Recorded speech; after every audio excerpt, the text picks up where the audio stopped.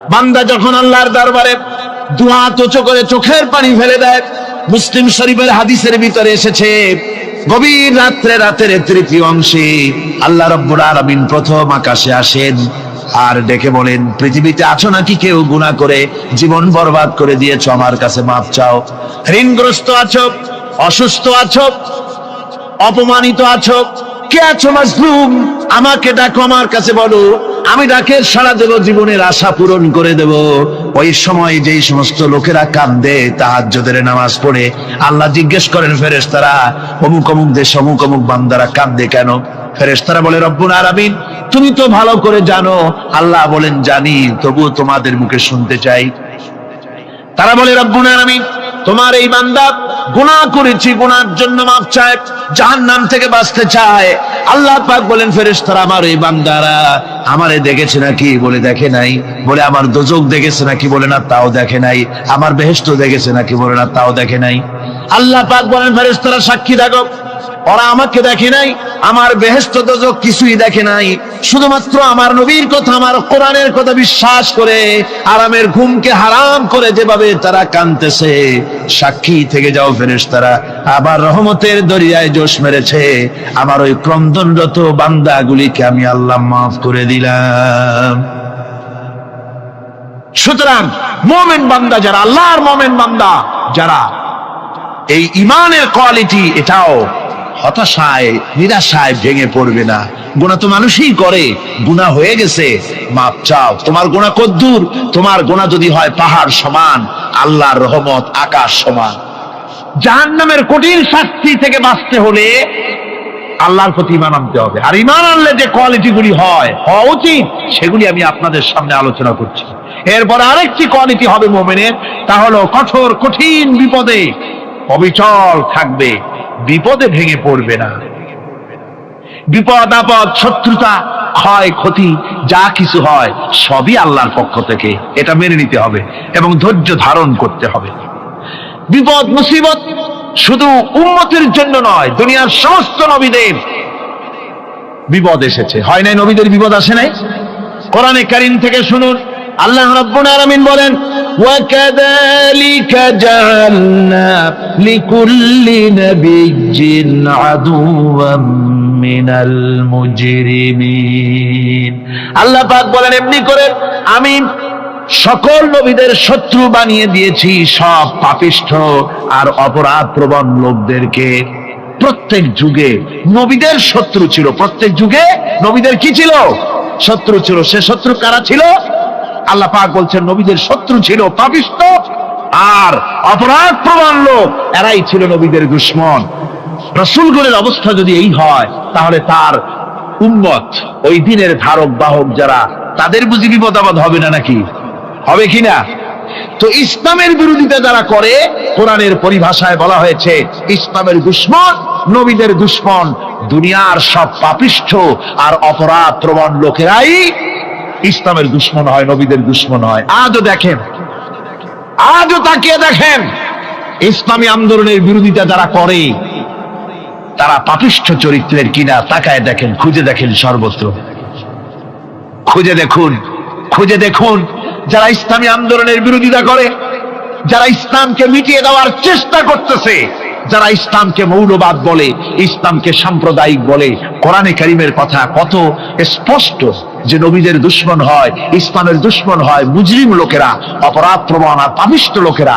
আজও আমরা দেখতে পাই এই শ্রেণীর লোকেরা পাপিষ্ঠ এবং সবচাইতে সমাজের নিকৃষ্ট ধরনের চরিত্রহীন লোক। নামাজ নাই।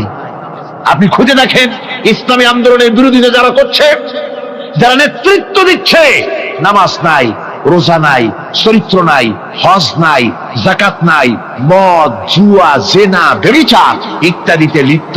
চেহারা দেখলে ছেলেপেলেরা 2 গ্লাস পানি খায়, ভর ওঠে। কথা ঠিক কিনা কয়? এই হলো অবস্থা। মারে কেন? মুমিনদেরকে, পয়গম্বরদেরকে, সাহাবীদেরকে এবং ঈমানদারদেরকে মারে কেন? তার কারণ হচ্ছে আল্লাহ রাব্বুল আলামিন বলেছেন, ওয়া মা নাকামু মিনহুম ইল্লা আইয়ুমিনু বিল্লাহিল আজিজিল হামিদ। কাফিররা ইমানদার লোকদেরকে অন্য কোন অপরাধী নির্যাতন চালায় না, নির্যাতন চালায় শুধু এই কারণে যেহেতু মুমিন লোকেরা পরাক্রমশালী, আল্লাহ রাব্বুল আলামিনের দ্বীনকে কায়েম করতে চায়, তার উপরে ঈমান এনেছে, এই কারণেই তারা মারে। ঠিক কিনা কন? যুগে যুগে নবীদের উপরে, সাহাবীদের উপরে যে অত্যাচার হয়েছে, সে অত্যাচার এই কারণেই হয়েছে, অন্য কোনো কারণে নয়। এই কঠিন বিপদে অবিচলতা এবং ধৈর্যের দৃষ্টান্ত নবীগণ পেশ করেছেন পৃথিবীর বুকে। আমরা দেখেছি ইব্রাহিম আলাইহিস সালামকে আগুনে ফালানো হয়েছে, আছে না কোরআন শরীফে? আমি কিন্তু গল্প করতেছি না, সব কোরআনের কথা। কিসের কথা? ইব্রাহিম আলাইহিস সালামকে আগুনে ফালানো হচ্ছে। অপরাধ কি?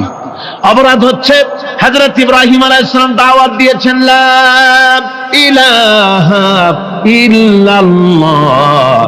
জোরে পড়েন লা ইলাহা ইল্লাল্লাহ, লা ইলাহা লা ইলাহা ইল্লাল্লাহ মুহাম্মাদুর রাসূলুল্লাহ। হযরত ইব্রাহিম আলাইহিস সালাম দ্বীনের দাওয়াত দিয়েছেন, এক আল্লাহর দাওয়াত দিয়েছেন, ঈমানের দাওয়াত দিয়েছেন। আর কোন অপরাধ ছিল না। নমরুদ সহ্য করতে পারল না। কোরআনে কারীমের মধ্যে সব কথাগুলি আল্লাহ পাক এই জন্য বিধৃত করেছেন, এই জন্য কোরআনে কারীমের মধ্যে সব কথা উঠায় দিয়েছেন, যাতে করে মুমিনেরা বিপদ আসলে পরে যেন ঘাবড়ে না যায়।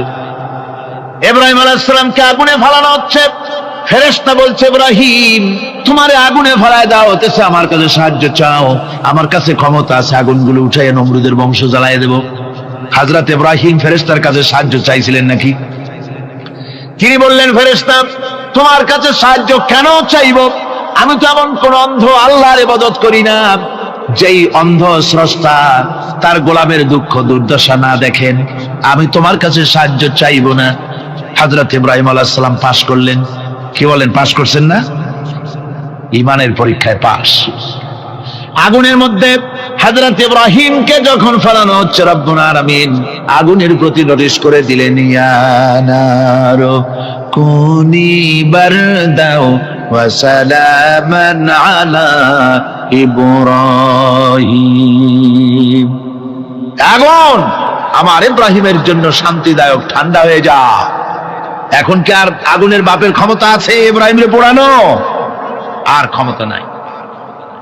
আমার বন্ধুগণ, ইব্রাহিম আগুনের ভিতরে আরামে বসা আছেন, আর ওদিকে নমরুদ বসে বসে দেখতেছে দূর থেকে।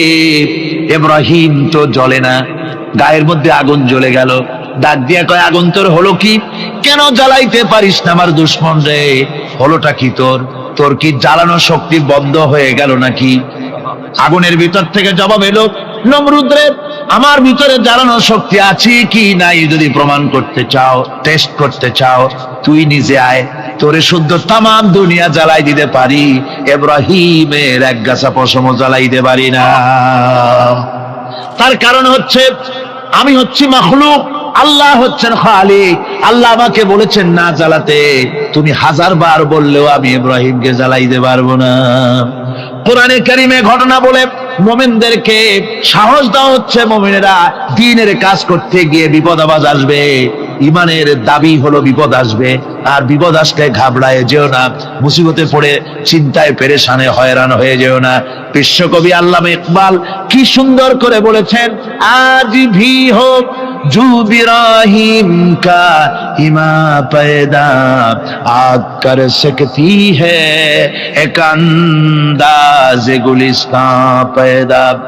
ইব্রাহিমের ঈমান যদি আজিও কোথাও হয় বিদ্যমান, করতে পারেন অগ্নিকুণ্ডে খুবসুরত এক গুলিস্তান। আজও যদি আগুনের ভিতরে কোন নমরুদ কোন ইব্রাহিমকে যদি ফেলে দেয়, আল্লাহ রাব্বুল আলামিন আজও আগুনকে ফুলের বাগান বানায়া দিবেন। সুবহানাল্লাহ। ভয় পাওয়ার কারণ নাই, চিন্তা করার কোনো কারণ নাই।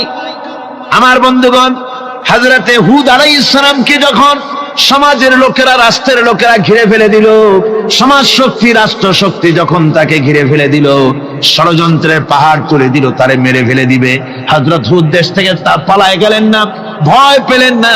হযরতে হুদ আলাইহিস সালাম বললেন, কোরআনে কারীমে হযরত হুদের কথা কোট করা হলো, ফাকিদুনি জামিআন সুম্মা লা তুনজিরুন, সম্মিলিতভাবে ষড়যন্ত্র করো আমার বিরুদ্ধে, সবাই মিলে ষড়যন্ত্র করো, সুম্মা লা তুনজিরুন, আর আমাকে এতটুকু অবকাশ তোমরা দিও না। ইন্নী তাওয়াক্কালতু আলাল্লাহি রাব্বি ওয়া রাব্বিকুম, আমি ভরসা করেছি সেই আল্লাহর উপরে, যার কুদরতি হাতের ভেতরে, যিনি আমাদের রব তোমাদেরও রব, আর যার কুদরতি হাতের ভিতরে তামাম পৃথিবীর জানগুলি যার হাতে, সে আল্লাহর উপরে ভরসা করেছি। ষড়যন্ত্র যদ্দূর আছে করতে থাকো, আমি ষড়যন্ত্র পরোয়া করি না। সুবহানাল্লাহ। এটাই হলো মুমিনের কোয়ালিটি। শুধু ঈমান, লা ইলাহা ইল্লাল্লাহ মুহাম্মাদুর রাসূলুল্লাহ, গরুর গোশত খাই, আর রবিউল মাস আসতে পরে ইয়া নবী সালাম আলাইকা, ইয়া রাসূল সালাম আলাইকা, তারপরে গরম গরম জিলাপি আর রসগোল্লা খাইলাম খুব বেশি করিয়া, এর নাম মুমিন নয়। মুমিন হচ্ছে তার চলায় ফেরায়, ওঠায় বসায় সাহসিকতার তার এক আন্দাজ তৈরি হবে সে। আমার ভাইয়েরা, বিপদে অবিচলতা আমাদেরকে পয়গম্বরেরা শিক্ষা দান করেছেন। আমরা দেখতে পেয়েছি বিশ্বনবী জনাবে মুহাম্মাদুর রাসূলুল্লাহ সাল্লাল্লাহু আলাইহি ওয়াসাল্লাম হিজরতের রাত, কাফেররা চতুর্দিকে দাঁড়ানো, হযরত জিবরাইল এসে বলেন, ইয়া রাসূলুল্লাহ, হে কাফেররা চতুর্দিকে ঘিরে দাঁড়িয়েছে, গভীর রাত, এখন হাতে তাদের তরবারি, সকাল হলে পরেই তারা আপনাকে মেরে ফেলে দিবে, তাড়াতাড়ি ওঠেন, মদিনার দিকে চলে যান। আল্লাহ নবী ঘুমের থেকে জেগে হযরত আলীকে ডেকে বলেন, আলী, আল্লাহ অর্ডার করেছেন আমি মদিনায় চললাম, আমার বিছানার পরে আমার চাদর গায়ে দিয়ে শুয়ে থাকো। হযরত আলী বলেন, আল্লাহর হাবিব, আপনার চাদর গায়ে দিয়ে ঘুমিয়ে থাকবো, সকালবেলায় কাফির বেঈমানেরা আপনার বিছানার পরে আপনার চাদর গায়ে দেওয়া অবস্থায় আমি আলীকে তারা মুহাম্মদ মনে করবে, আর আমি আলীকে নবী মনে করে তারা তাদের তরবারি দিয়া কেটে কেটে টুকরা টুকরা করে আমারে বিদায় করে দেবে দুনিয়া থেকে। এতটুকু পরোয়া করি না, বরং আমার দিলের মধ্যে এটাই তৃপ্তি থাকবে যে আমি আলীর জীবনের বিনিময় আল্লাহর হাবিব দুনিয়ায় বেঁচে আছেন।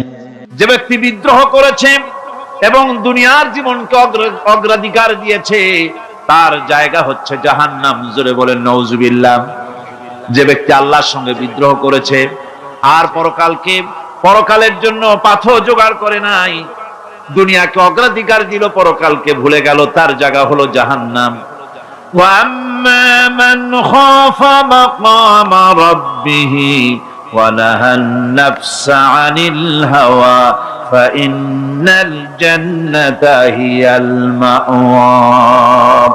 আর যে ব্যক্তি আপন প্রভুর সামনে উপস্থিত হকে ভয় করেছে এবং আপন প্রবৃত্তিকে লালসা মুক্ত করেছে, লালসার হাত থেকে রক্ষা করেছে, আল্লাহ রাব্বুল আলামিন কিয়ামতের দিন তার জন্য রেখে দিয়েছেন জান্নাত। তার জন্য কোন জায়গা? জান্নাত। আমাদেরকে পরকাল ভিত্তিক জীবন যাপন যদি করি, তাহলে কবরের জবাবগুলি খুব আসান হবে। আর যদি পরকাল ভিত্তিক জীবন যাপন না হয়, কবরটা মুসিবত হয়ে যাবে। হযরত ওসমান রাদিয়াল্লাহু তাআলা আনহু কবরের কাছে গিয়ে খুব কাঁদতেন। সাহাবায়ে কেরাম প্রশ্ন করেছেন, হুজুর, রাসূল করিম সাল্লাল্লাহু আলাইহি ওয়াসাল্লাম যখন জান্নাত ও জাহান্নামের ওয়াজ করেন, কখনো তো এত বেশি আপনি কাঁদেন না, যত বেশি কাঁদেন কবরের কাছে এসে, কারণ কি? হযরত ওসমান রাদিয়াল্লাহু তাআলা আনহু বলতেন, আমার সাথীরা, আমি আমার হাবিবের কাছে, আল্লাহ রাব্বুল আলামিনের রাসূলের কাছে আমি শুনেছি, এই কবরটাই হলো প্রথম স্টেশন, এই কবরটাই হলো প্রথম ইমিগ্রেশন কাউন্টার। এই জায়গায় যদি কেউ ধরা পড়ে যায়, কারো যদি চার্জশিট হয়ে যায়, সব জায়গায় ধরা পড়ে যাবে, হাসরে মিজানে সিরাতে কোনো জায়গায় নাজাত পাবে না। আর এই কবরটা যদি কেউ মুক্তি পেয়ে যায়, মিজান সিরাত হাসর সব জায়গা থেকে আল্লাহ তারে ভালোভাবে পার করে দিবেন। এটা হলো আসল জায়গা, মারাত্মক জায়গা। খুব মারাত্মক জায়গা। আমি এটাকে ইমিগ্রেশন কাউন্টার বলেছি আমার ভাষায়। ইমিগ্রেশন কাউন্টার যারা বিদেশ ভ্রমণ করেছেন তারা জানেন।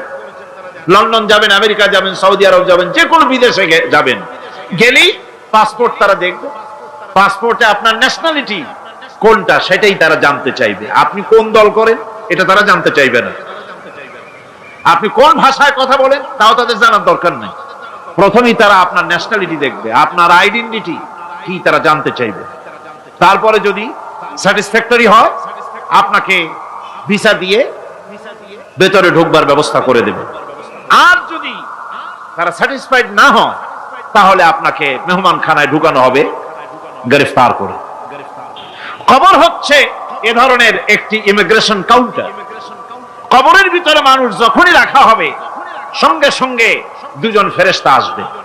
কবরের কাছে যারা এসেছিল দাফন হয়ে যাওয়ার পর এই লোকগুলি 40 কদম যেতে যতক্ষণ লাগে এর মধ্যেই দুজন ফেরেশতা এসে যাবে।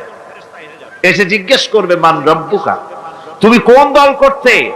ওটা তাদের জানার দরকার নেই। চাকরি কিসে করতেন ওটা জানার দরকার নেই। ব্যবসা করতেন না চাকরি করতেন প্রয়োজন নেই। প্রথমেই জিজ্ঞাসা করা হবে ন্যাশনালিটি, প্রথমেই জিজ্ঞাসা করা হবে তার ন্যাশনালিটি সম্পর্কে, তার আইডেন্টিটিটা কি, এবং সেটাকে সত্যায়িত করার জন্য, বোঝার জন্য 3টি প্রশ্ন। প্রথম প্রশ্ন, মান রব্বুকা ওয়া মা দীনুকা ওয়া মান নাবিয়ুকা, তোমার রব কে, তোমার দ্বীন কি, তোমার নবী কে। যদি এই ব্যক্তি বেঈমান হয়, মুনাফিক হয়, সে বলবে হায় হাতা লা আদরি, হায় হাতা লা আদরি, জানি না আমার রবকে, আমি জানি না। তোমার দিন কি, দিন কারে কয় বুঝি না। এরপরে আল্লাহর নবী জনাবে মুহাম্মদ রাসূলুল্লাহ সাল্লাল্লাহু আলাইহি ওয়াসাল্লাম কে দেখানো হবে, বলা হবে মা কুনতা তাকুলু ফি হাদার রাজুল, এই ব্যক্তি সম্পর্কে তোমার ধারণা কি নিকে? বলবে আমি চিনি না। নাউযুবিল্লাহ। বাস, এরপরে তার যা হবার তাই শুরু হয়ে যাবে। আর যদি বান্দাটা মুমিন হয়, প্রশ্ন করা হবে মান রব্বুকা, জবাব দেবে রব্বি আল্লাহ, আমার রব আল্লাহ রাব্বুল আলামিন। ওয়া মা দীনুকা, দীনুনা ইসলাম, আমার দিন হচ্ছে ইসলাম। এরপরে আল্লাহর নবীকে দেখানো হবে। কয়েক রকমের বর্ণনা আছে। কোন বর্ণনায় আছে হুজুরের আকারে দেখানো হবে, অথবা রাসূলকে সরাসরি দেখানো হবে। বলা হবে মা কুনতা তাকুলু ফি হাদার রাজুল, এই লোকটি সম্পর্কে ধারণা কি? মুমিন ব্যক্তি বলবে হাদা নবিয়ুনা মুহাম্মাদুর রাসূলুল্লাহ সাল্লাল্লাহু আলাইহি ওয়াসাল্লাম, ইনি আমার তো সেই নবী মুহাম্মাদুর রাসূলুল্লাহ সাল্লাল্লাহু আলাইহি ওয়াসাল্লাম। আমরা যেন এই রকমের জবাব দিতে পারি, আল্লাহ কবুল করো। সকলে জোরে বলেন আমিন। জবাব হয়ে যাওয়ার পর গায়ব থেকে আওয়াজ আসবে, ফাফরিশু বিল জান্নাতি ওয়ালবিসু বিল জান্নাহ, ও আমার ফেরেশতারা আমার এই বান্দাকে জান্নাতের পোশাক পরায়া দাও আর কবরটাকে জান্নাতের বিছানা বিছায়া দাও। জান্নাতের পোশাক পরায় দাও, জান্নাতের বিছানা বিছায়া দাও। ইলা মাদ্দা বাসারিহি, তার চোখের দৃষ্টি যত দূর যায় কবরটা ততটা প্রশস্ত করে দাও। এরপর বেহেশতের পোশাক পরাইয়া, বেহেশতের বিছানা বিছায়া ফেরেশতা বলবে নূম কানাউমুল উরুস, ঘুমিয়ে যাও। দুলামিয়া যেমন বাসর সজ্জায় নতুন বউ নিয়ে আরামে ঘুমায়, এরকম আরামে ঘুমায় যাও। ইলা ইয়াউমিল কিয়ামা, কিয়ামত পর্যন্ত ঘুমায় থাকো, আরামে ঘুমিয়ে থাকবে। এরপরে সিংহায় ফুৎকার হবে, সিংহার ফুৎকারের আওয়াজে তার ঘুম ভেঙে যাবে। বলবে ইয়া ওয়াইলানা মান বা'থানা মিন মারকাদিনা, হায় আফসোস, আমার এত আরামের ঘুম থেকে কে আমাকে জাগ্রত করলো, আমার ঘুমটারে নষ্ট করলো কে? আওয়াজ আসবে হাযা মা ওয়াদার রহমান ওয়া সাদাকাল মুরসালুন, এটা হচ্ছে রহমানের সেই ওয়াদা, আর মুরসালিনরা নবীরা সত্য কথাই বলেছিলেন, সেই কিয়ামত অনুষ্ঠিত হচ্ছে। আমার বন্ধুগণ, সেজন্য এই দুনিয়ার মোহে পড়ে থাকলে পরে দুনিয়ায় যারা অগ্রাধিকার দিবে দুনিয়াকে পরকালের তুলনায়, জবাব দিতে পারবে না কবরের ভিতরে গিয়া। আর যারা পরকালকে অগ্রাধিকার দিবে, দুনিয়ার চাইতে পরকালকে বেশি অগ্রাধিকার দেবে, আর আল্লাহর ভয় কলিজার ভিতরে রাখবে, কবরের জবাব সঠিকভাবে দিতে পারবে, কিয়ামতের দিন আল্লাহ রাব্বুল আলামিন তাদের জন্য জান্নাত দান করবেন। জোরে বলেন আমিন। দুনিয়াটা হচ্ছে দুনিয়া যেখানে আমরা আছি। আমি আগেই বলেছি দুনিয়া হচ্ছে আদনা শব্দ থেকে এর উৎপত্তি হয়েছে। তুচ্ছ, নিকৃষ্ট, এটার দাম নাই, এটার মূল্য নাই। হযরত ইবনে কাইয়িম রাহিমাহুল্লাহ নওয়ারাল্লাহু মারকাদাহু ওয়া জাআলাল জান্নাতা মাথওয়াহু, হযরত ইবনে কাইয়িম তিনি বলছেন, সুন্দর করে বলছেন দুনিয়া সম্পর্কে, মা মাদা ফিদ দুনিয়া আহলামুন ওয়া মা বাকিয়া মিনহা আমানি ওয়াল ওয়াক্তু বাইনাহুমা দাইউন। মা মাদা ফিদ দুনিয়া আহলামুন, জীবনের যে অংশ ফেলে এসেছি সেটা আজ একটা স্বপ্ন।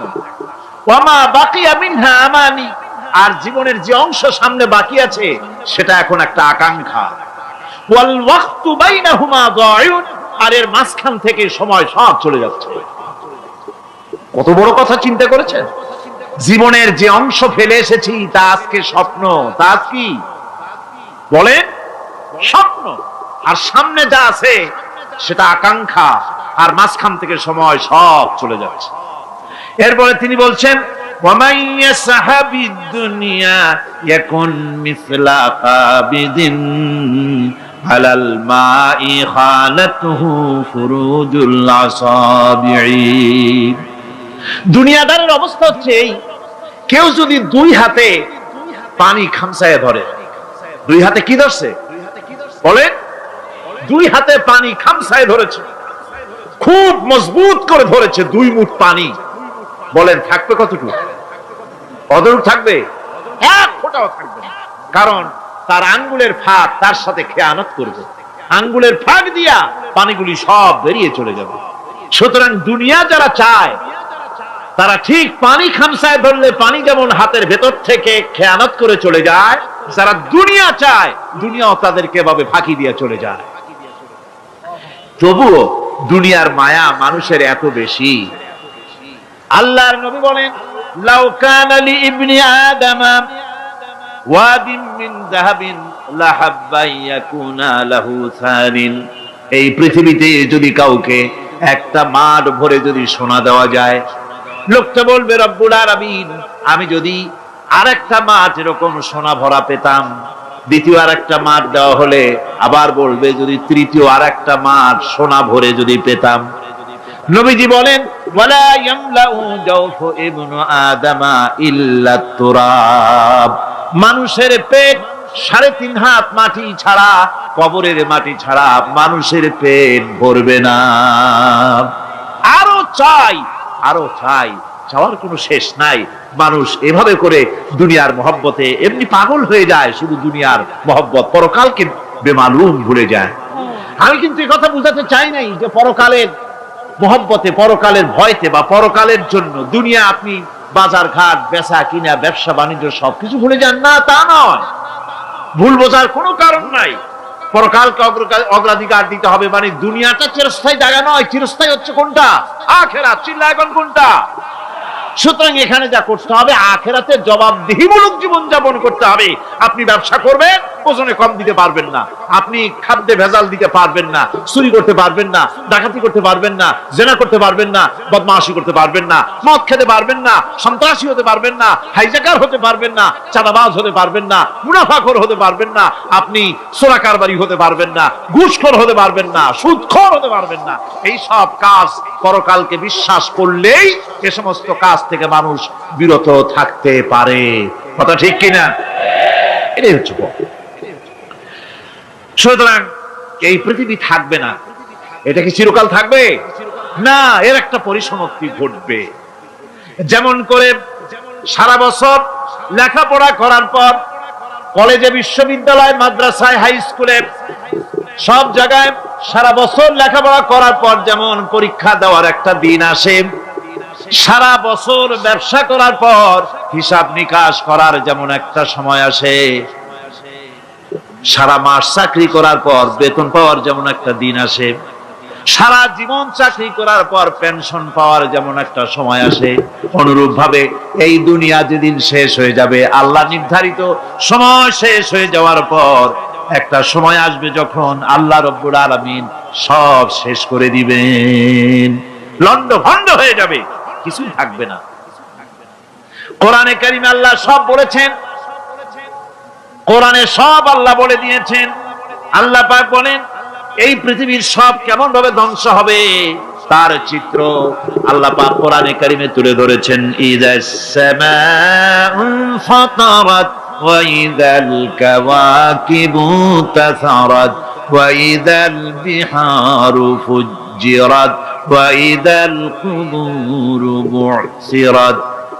যখন আকাশসমূহ দীর্ঘ বিদীর্ণ হয়ে যাবে, তারকাগুলি বিক্ষিপ্ত হয়ে ছিটকে পড়বে, আর সমুদ্রগুলি উচ্ছ্বসিত হয়ে পড়বে, কবরগুলি সব তার ভেতরে যা আছে উদ্গীরণ করে দেবে, তারকাগুলি স্থিমিত হয়ে যাবে। এরপরে সমস্ত আকাশগুলি কাতাইয়িস সিজিল্লিল কুতুব, কিতাবের পৃষ্ঠার মতো একটার পরে একটা ঠাস ঠাস করে পড়তে থাকবে, চূর্ণ বিচূর্ণ হয়ে ভেঙে চুরে একাকার হয়ে যাবে। পাহাড়গুলিকে উড়িয়ে দেওয়া হবে, চন্দ্র এবং সূর্য একাকার হয়ে যাবে। আল্লাহ রাব্বুল আলামিন বলেন ফাইদা বারিকাল বাসার ওয়া খাসাফাল কমার ওয়া জুমিআশ শামসু ওয়াল কমার। চক্ষু যখন বিস্ফারিত হয়ে যাবে, চাঁদ যখন তার আলো হারিয়ে ফেলবে, সূর্য যখন তার আলো হারিয়ে ফেলবে, চাঁদ আর সূর্য সব একাকার হয়ে যাবে, সেই সময়ের অবস্থাটা কি চিন্তা করো। মানুষ হয়রান হয়ে দৌড়াদৌড়ি করবে। ওয়াহুমিলাতিল আরদু ওয়াল জিবালু ফাদুক্কাতা দাক্কাতান ওয়াহিদা। জমিন এবং পাহাড়গুলির মধ্যে আল্লাহ রাব্বুল আলামিন সংঘর্ষ বাঁধিয়ে দিবেন, পাহাড়গুলি ভেঙে চুরে টুকরা টুকরা হয়ে যাবে, পাহাড়গুলি উঁচু করে জমিনের উপরে আছাড় মেরে আল্লাহ রাব্বুল আলামিন ভেঙে চুরে চুরমার করে দিবেন। সুবহানাল্লাহ।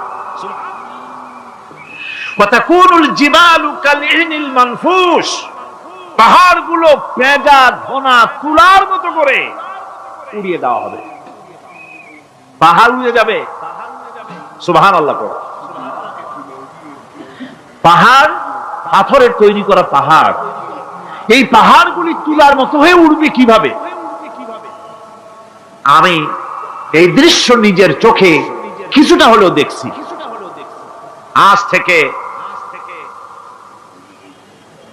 10 দিন আগে আমি ইতালি সফর করে এসেছি।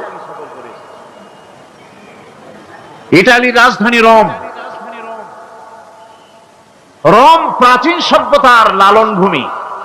কোরআনে কারিমে সূরায়ে রোম রয়েছে, এই রোম সেই রোম। এখানের বাদশার কাছে রাসূল করিম সাল্লাল্লাহু আলাইহি সাল্লাম হেরাক্লিয়াসের কাছে চিঠি পাঠিয়েছিলেন, সেই রোম। 12 থেকে 15,000-এর মতো বাংলাদেশি মুসলমান সেখানে আছে। জুমার দিন যেদিন আমি গেলাম তার পরের দিনই জুমা ছিল। জুমার নামাজ পড়লাম ভ্যাটিকানের কাছেই বিশাল মসজিদ, ইউরোপের ভিতরে সবচেয়ে বড় মসজিদ এটা। রোম ইসলামের দুশমনদের রাজধানী। সেখানে যখন আযান হচ্ছে আশহাদু আন্না মুহাম্মাদার রাসূলুল্লাহ, আমার অনুভূতির কথা আপনাদেরকে বোঝাতে পারবো না, কি অনুভূতির সৃষ্টি হয়েছে আমার ভেতরে। ভ্যাটিকানের পোপ এক পাশে, কিছু দূরেই ভ্যাটিকান, ওটা হচ্ছে গোটা পৃথিবীর সমস্ত খ্রিস্টানদের কাবা, ভ্যাটিকান। তার পাশেই বিশাল মসজিদ, সেখানে নামাজ পড়লাম। চিন্তার ভেতরে আসলো আল্লাহ রাব্বুল আলামিন তার হাবিবের নাম, তার তাওহীদ, তার রিসালাতকে কিভাবে বিশ্বময় ছড়িয়ে দিলেন। আবু জাহেল চাইছিল মুহাম্মদ সাল্লাল্লাহু আলাইহি ওয়াসাল্লামকে স্তব্ধ করে দেবে মক্কার জীবনেই। কত বদনাম, সাহের, কাহেন, কাযযাব, শায়ের, নাউযুবিল্লাহি মিন যালিক, কত গালাগালি করলো। আর আল্লাহ শোনালেন, হাবিব চিন্তার কোনো কারণ নাই, ওয়া রাফা'না লাকা যিকরাক, আমি আপনার প্রশংসা বিশ্বময় ছড়িয়ে দেব। সুবহানাল্লাহি ওয়া বিহামদিহি। রোম প্রোগ্রাম শেষ করে আমাকে তারা নিয়ে গেল, যেটা আমি বলছি সফর কাহিনী শোনাবার সময়টা না, যেহেতু এর সঙ্গে প্রাসঙ্গিক সেজন্য বলছি। পাহাড় কেমনে তুলার মতো হয়ে উড়বে তার নজির দেখেছি। রোম শহর থেকে 300 মাইল দূরে, 300 কিলোমিটার দূরে নেপোলিয়ান বোনাপার্ট তার বাড়ি, এবং ওটা তার নামে একটা প্রভিন্স। ভূমধ্য সাগরের পারে ভিসুভিয়াস, পৃথিবীর সবচাইতে বড় আগ্নেয়গিরি, সেটা দেখাতে নিয়ে যাওয়া হলো আমাকে। যে পাহাড়টা পৃথিবীর মাটি থেকে তার চূড়া হচ্ছে 3 মাইল উঁচু, এর 2 মাইল গাড়িতে করে ঘুরে ঘুরে যাওয়া যায়, এরপর আর গাড়িতে যাওয়া যায় না, বাকিটুকুন যেতে হবে হেঁটে হেঁটে। পাহাড়ের উপরে অক্সিজেন কম, বেশ কষ্ট হচ্ছিল উঠতে। জীবনে প্রথম পাহাড়ে চড়েছি, জাবালে নূর, রাসূল করিম সাল্লাল্লাহু আলাইহি সাল্লামের উপরে যেখানে ওহী হয়েছিল সর্বপ্রথম। পাহাড় চড়ার একটা অভিজ্ঞতা ওখান থেকে আমার কিছুটা হয়েছিল। খুব কষ্ট হলো বাকি 1 মাইল উঠতে। যখন ভিসুভিয়াসের একদম শীর্ষে চলে গেছি, সেখানে গিয়ে আমার সাথে 15-20 জন লোক ছিল। আমি নিজে আল্লাহু আকবার বলে আমার গলা থেকে আওয়াজ বেরিয়ে গেল। আমি দেখতে পেলাম ভিসুভিয়াসের শীর্ষে বিশাল গর্ত। আমার মনে হয় গর্তটা এই মাঠের 1/4 হবে, এই মাঠের 1/4 হবে গর্তটা। সেই গর্তটার গভীরতা হচ্ছে 1.5 কিলোমিটার। এইখান থেকে পাথরগুলি উত্থিত হয়েছে, আগ্নেয়গিরি পাথর আগুনে গলে লাভা হয়ে এগুলি পাহাড় বেয়ে উপচে পড়েছে, চতুর্দিকে 12 মাইল ছড়িয়ে গিয়েছে। আমার মনে পড়লো ওয়াকুদুহান নাস ওয়াল হিজারা, জাহান্নামের আগুনের ইন্ধন হবে মানুষ আর পাথর। আমি সেখানে সেজদায় পড়ে গিয়া কান্নাম আর বললাম, আল্লাহ জাহান্নামের আগুন হারাম করে দিও আমাদের জন্য। পাথর কিভাবে গললো, গলে পাথরগুলি গলে পুড়ে চতুর্দিকে পড়েছে আর ছিটকেছে, চতুর্দিকে ছিটকে পড়েছে। সেই পাথরগুলি ছিটকে ছিটকে যেগুলি পুড়ে পড়েছে, সেগুলিকে দূরে সাদা রঙের বলে মনে হয়, কোনোটা সাদা কোনোটা কালো, মনে হয় যেন তুলার মতো হয়ে পড়ে আছে চতুর্দিকে। 1944 সনে তৃতীয়বারের মতো ভিসুভিয়াস অগ্নিগিরি যে অগ্নি উৎপাত করে, তাতে আশেপাশের 12 মাইল এলাকা এফেক্টেড হয়ে যায়। পাথরগুলি গলে এভাবে বিধ্বস্ত করে দিয়েছে। এখান থেকে এখানে জোহরের নামাজ, আসরের নামাজ আমরা পড়লাম, আল্লাহর কাছে খুব দোয়া করলাম। এখনো ধোঁয়া উঠতেছে, এখনো পাহাড়ের ফাটল দিয়ে ধোঁয়া উঠছে। একজন হাত দিয়ে আমাকে বলল যে খুব গরম লাগে ধোঁয়াগুলি। ওখানকার লোকেরা বলল যে ভেতরে এখনো আগুন আছে, তবে সুপ্ত, যে কোনো মুহূর্তে আবার তা জাগ্রত হতে পারে। আমরা সেখান থেকে নেমে এলাম। একটু কিছু দূর গিয়েই সেখানে হলো পম্পেই শহর। এই পম্পেই শহরটা হচ্ছে ঈসা আলাইহিস সালামের জন্মের 2000 বছর আগে এই শহর তৈরি হয়। ঈসা আলাইহিস সালামের জন্মের 179 বছর পর ভূমিকম্প হয়। সেই ভূমিকম্পে গোটা পম্পেই শহরটা পৃথিবীর মানুষের চোখের আড়াল হয়ে যায়, ধ্বংস হয়ে যায়, মাটির তলায় গরক হয়ে যায়। আজ থেকে 200 বছর আগে মাটি খনন করতে গিয়ে এই শহর আবিষ্কৃত হয়। পুরা শহরটা খুঁড়ে তারা বের করেছে। 180 হেক্টর জমিনের উপরে এই বিশাল শহর। ঘুরে ঘুরে দেখলাম, গাড়ি চলে না সেখানে, পায়ে হেঁটে দেখতে হলো। প্রশস্ত রাস্তা।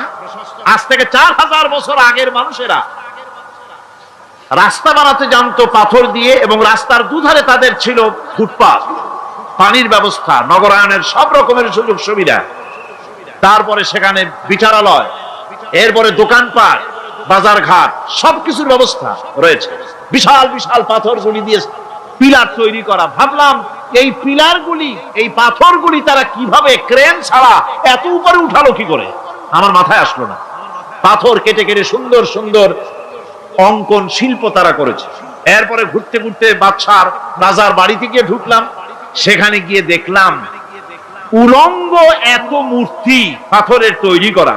পাথর কেটে কেটে দেওয়ালে যৌন মিলনের এমন কোন অশ্লীল ছবি নাই যা তারা সেখানে তৈরি করে নাই। উলঙ্গ মূর্তি আর উলঙ্গ যৌন মিলনের অসংখ্য ছবি দিয়ে এই এলাকা ভরা। তখন আমি বুঝলাম আল্লাহর গজব হওয়ার কারণটা কি, এই শহরটা মাটির নিচে হরক হয়ে যাওয়ার কারণটা কি। আল্লাহ পাক জেনা ব্যভিচার যে দেশে বেশি হয় আল্লাহ পাক বরদাস্ত করে। দুশ্চরিত্র যে দেশের মানুষ দুশ্চরিত্র হয়ে যায়, জেনা ব্যভিচার বেশি হতে থাকে, আল্লাহ হরক করে দেন, গজব দেন। এই গজব এক এক সময় এক এক রকমের হয়ে আসে। কখনো মাটির নিচে দাবায় দেয়, কখনো মহামারী, কোন দেশে কলেরা, কোন দেশে জলোচ্ছ্বাস, কোথাও ভূমিকম্প, আর সর্বশেষ এই জেনা ব্যভিচারের জন্য আল্লাহ পাকের চূড়ান্ত এই যৌনতার অশ্লীলতার জন্য চূড়ান্ত গজব বর্তমান বিশ্বের জন্য এইডস। আল্লাহ পাক এই গজব দিয়েছে। বন্ধুগণ, আমি সেই জায়গা, আমি সেখানে যা দেখলাম যে আল্লাহ পাক পাহাড়গুলিকে কিভাবে উড়াবেন এটা অস্বীকার করার কোন উপায় নাই। বিশ্বাস তো করতামই, তবে হযরত ইব্রাহিম আলাইহিস সালাম যেমন বলেছিলেন, রব্বি আরিনি কাইফা তুহিল মাউতা, আয় আল্লাহ তুমি মরাকে চিন্তা করবা কেমনে। আল্লাহ পাক বলেন আওয়ালাম তুমিন, তুমি বিশ্বাস করো না? ইব্রাহিম আলাইহিস সালাম বললেন বালা, অবশ্যই বিশ্বাস করি, ওয়ালাকিন লিয়াতমাইন্না কলবি, যদি চোখে দেখতাম তাহলে আমার অন্তরাত্মা খুব ঠান্ডা হতো।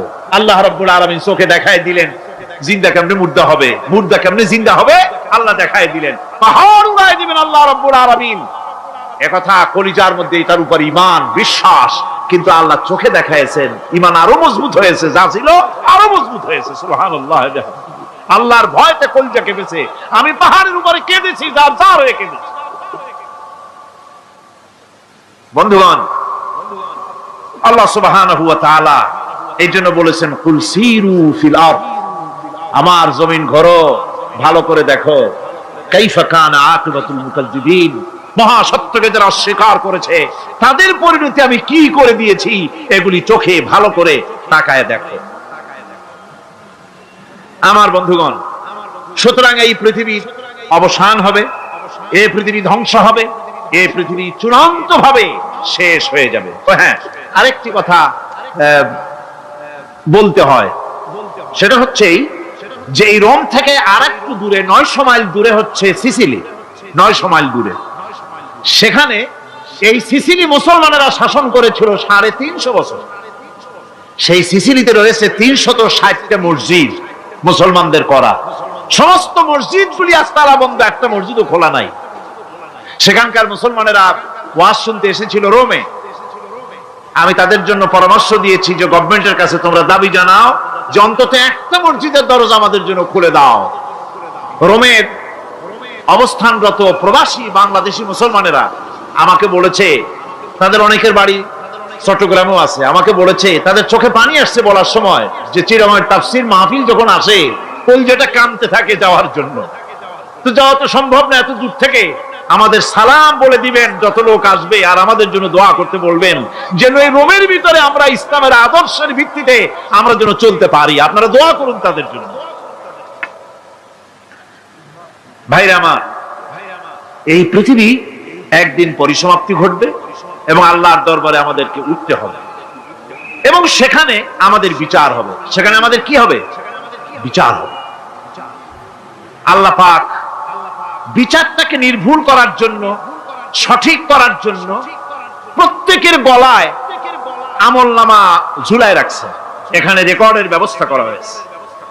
আল্লাহ পাক বলছেন ওয়া কুল্লা ইনসানিন আলজামনাহু তাইরাহু ফি উনুকিহি ونخرج له يوم القيامة كتابا يلقاه منشورا আল্লাহ পাক বলেন প্রত্যেকের ভালো মন্দ কর্মফল কর্মলিপি আমি তার গলায় ঝুলায় রেখেছি।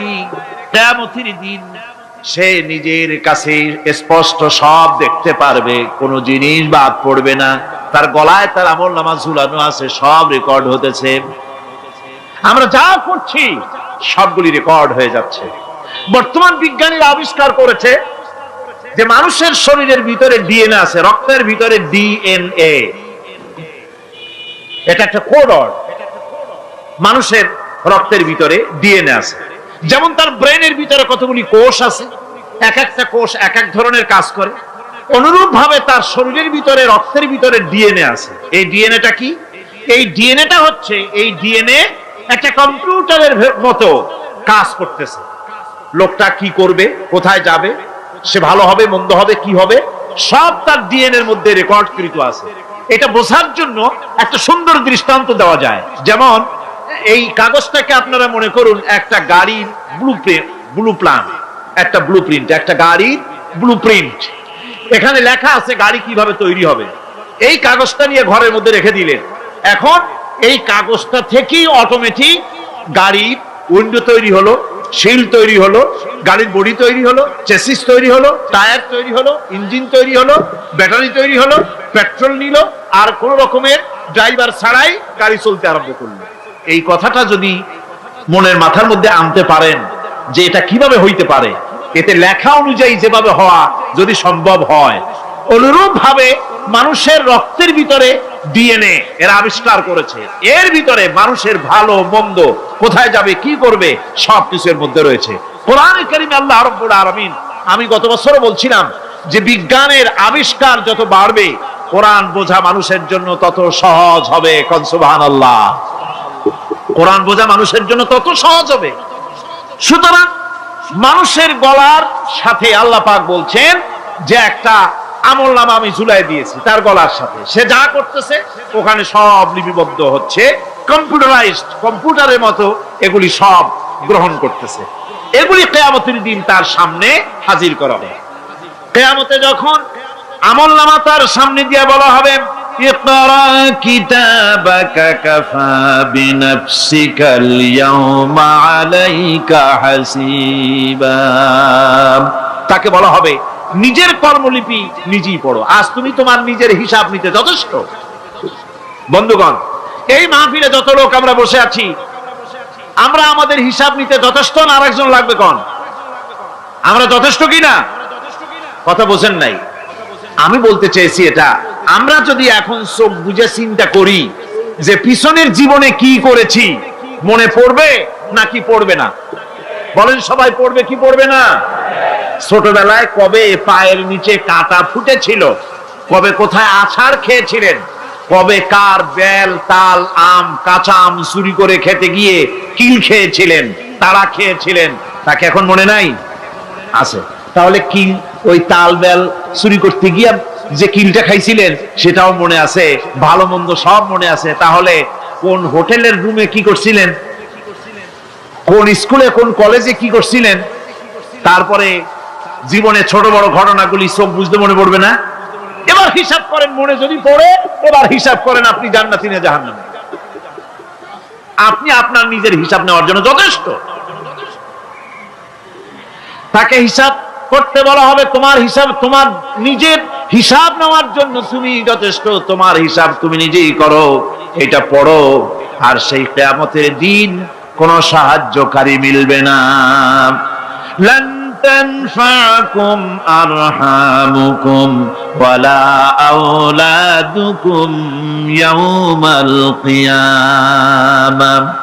লান তানফাকুম, কিয়ামতের দিন কোনো ফায়দা হবে না, অবশ্যই কোনো ফায়দা হবে না, কোনো উপকারে আসবে না।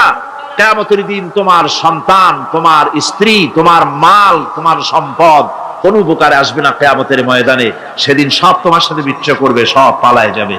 সেখানে উৎকোষেরও কোনো কারবার নাই যে ঘুষ টুস দিয়া, ফেরেশতাদের কোনো রকম বুঝবাজ দিয়া, আলাদা কোনো চোরাগলি পথ দিয়া একেবারে ফুট করে ভেসতে চলে যাবেন, এমন কোনো সুযোগ নাই।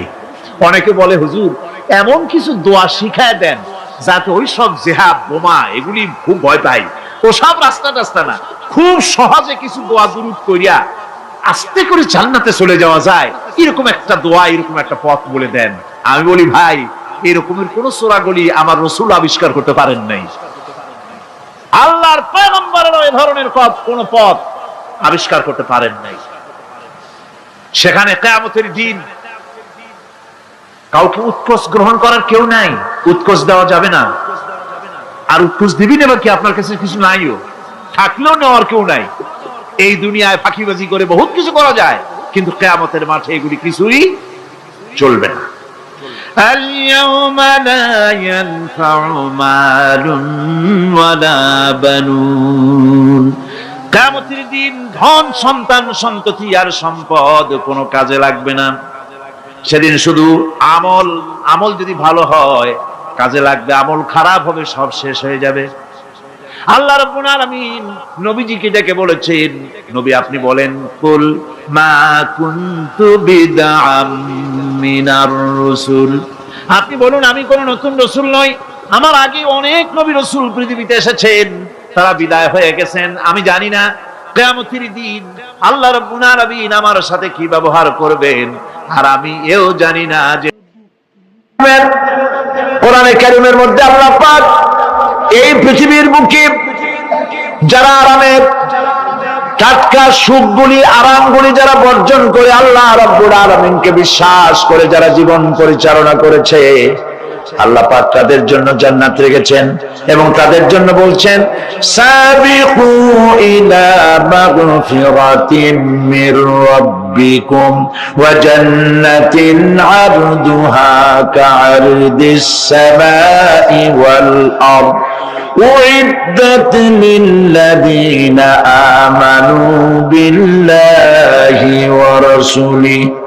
আল্লাহ পাক বলেন, প্রতিযোগিতা করো আল্লাহর মাগফিরাত কামনার জন্য আর জান্নাতে যাওয়ার জন্য প্রতিযোগিতা করো, আল্লাহর রহমত পাওয়ার জন্য সৎ কাজের প্রতিযোগিতা করো, তাহলে আল্লাহ রাব্বুল আলামিন তোমাদেরকে ক্ষমা করবেন আর তোমাদের জন্য এমন জান্নাত দিবেন যেই জান্নাত আকাশের বিশালতার জমিনের বিশালতার মতো।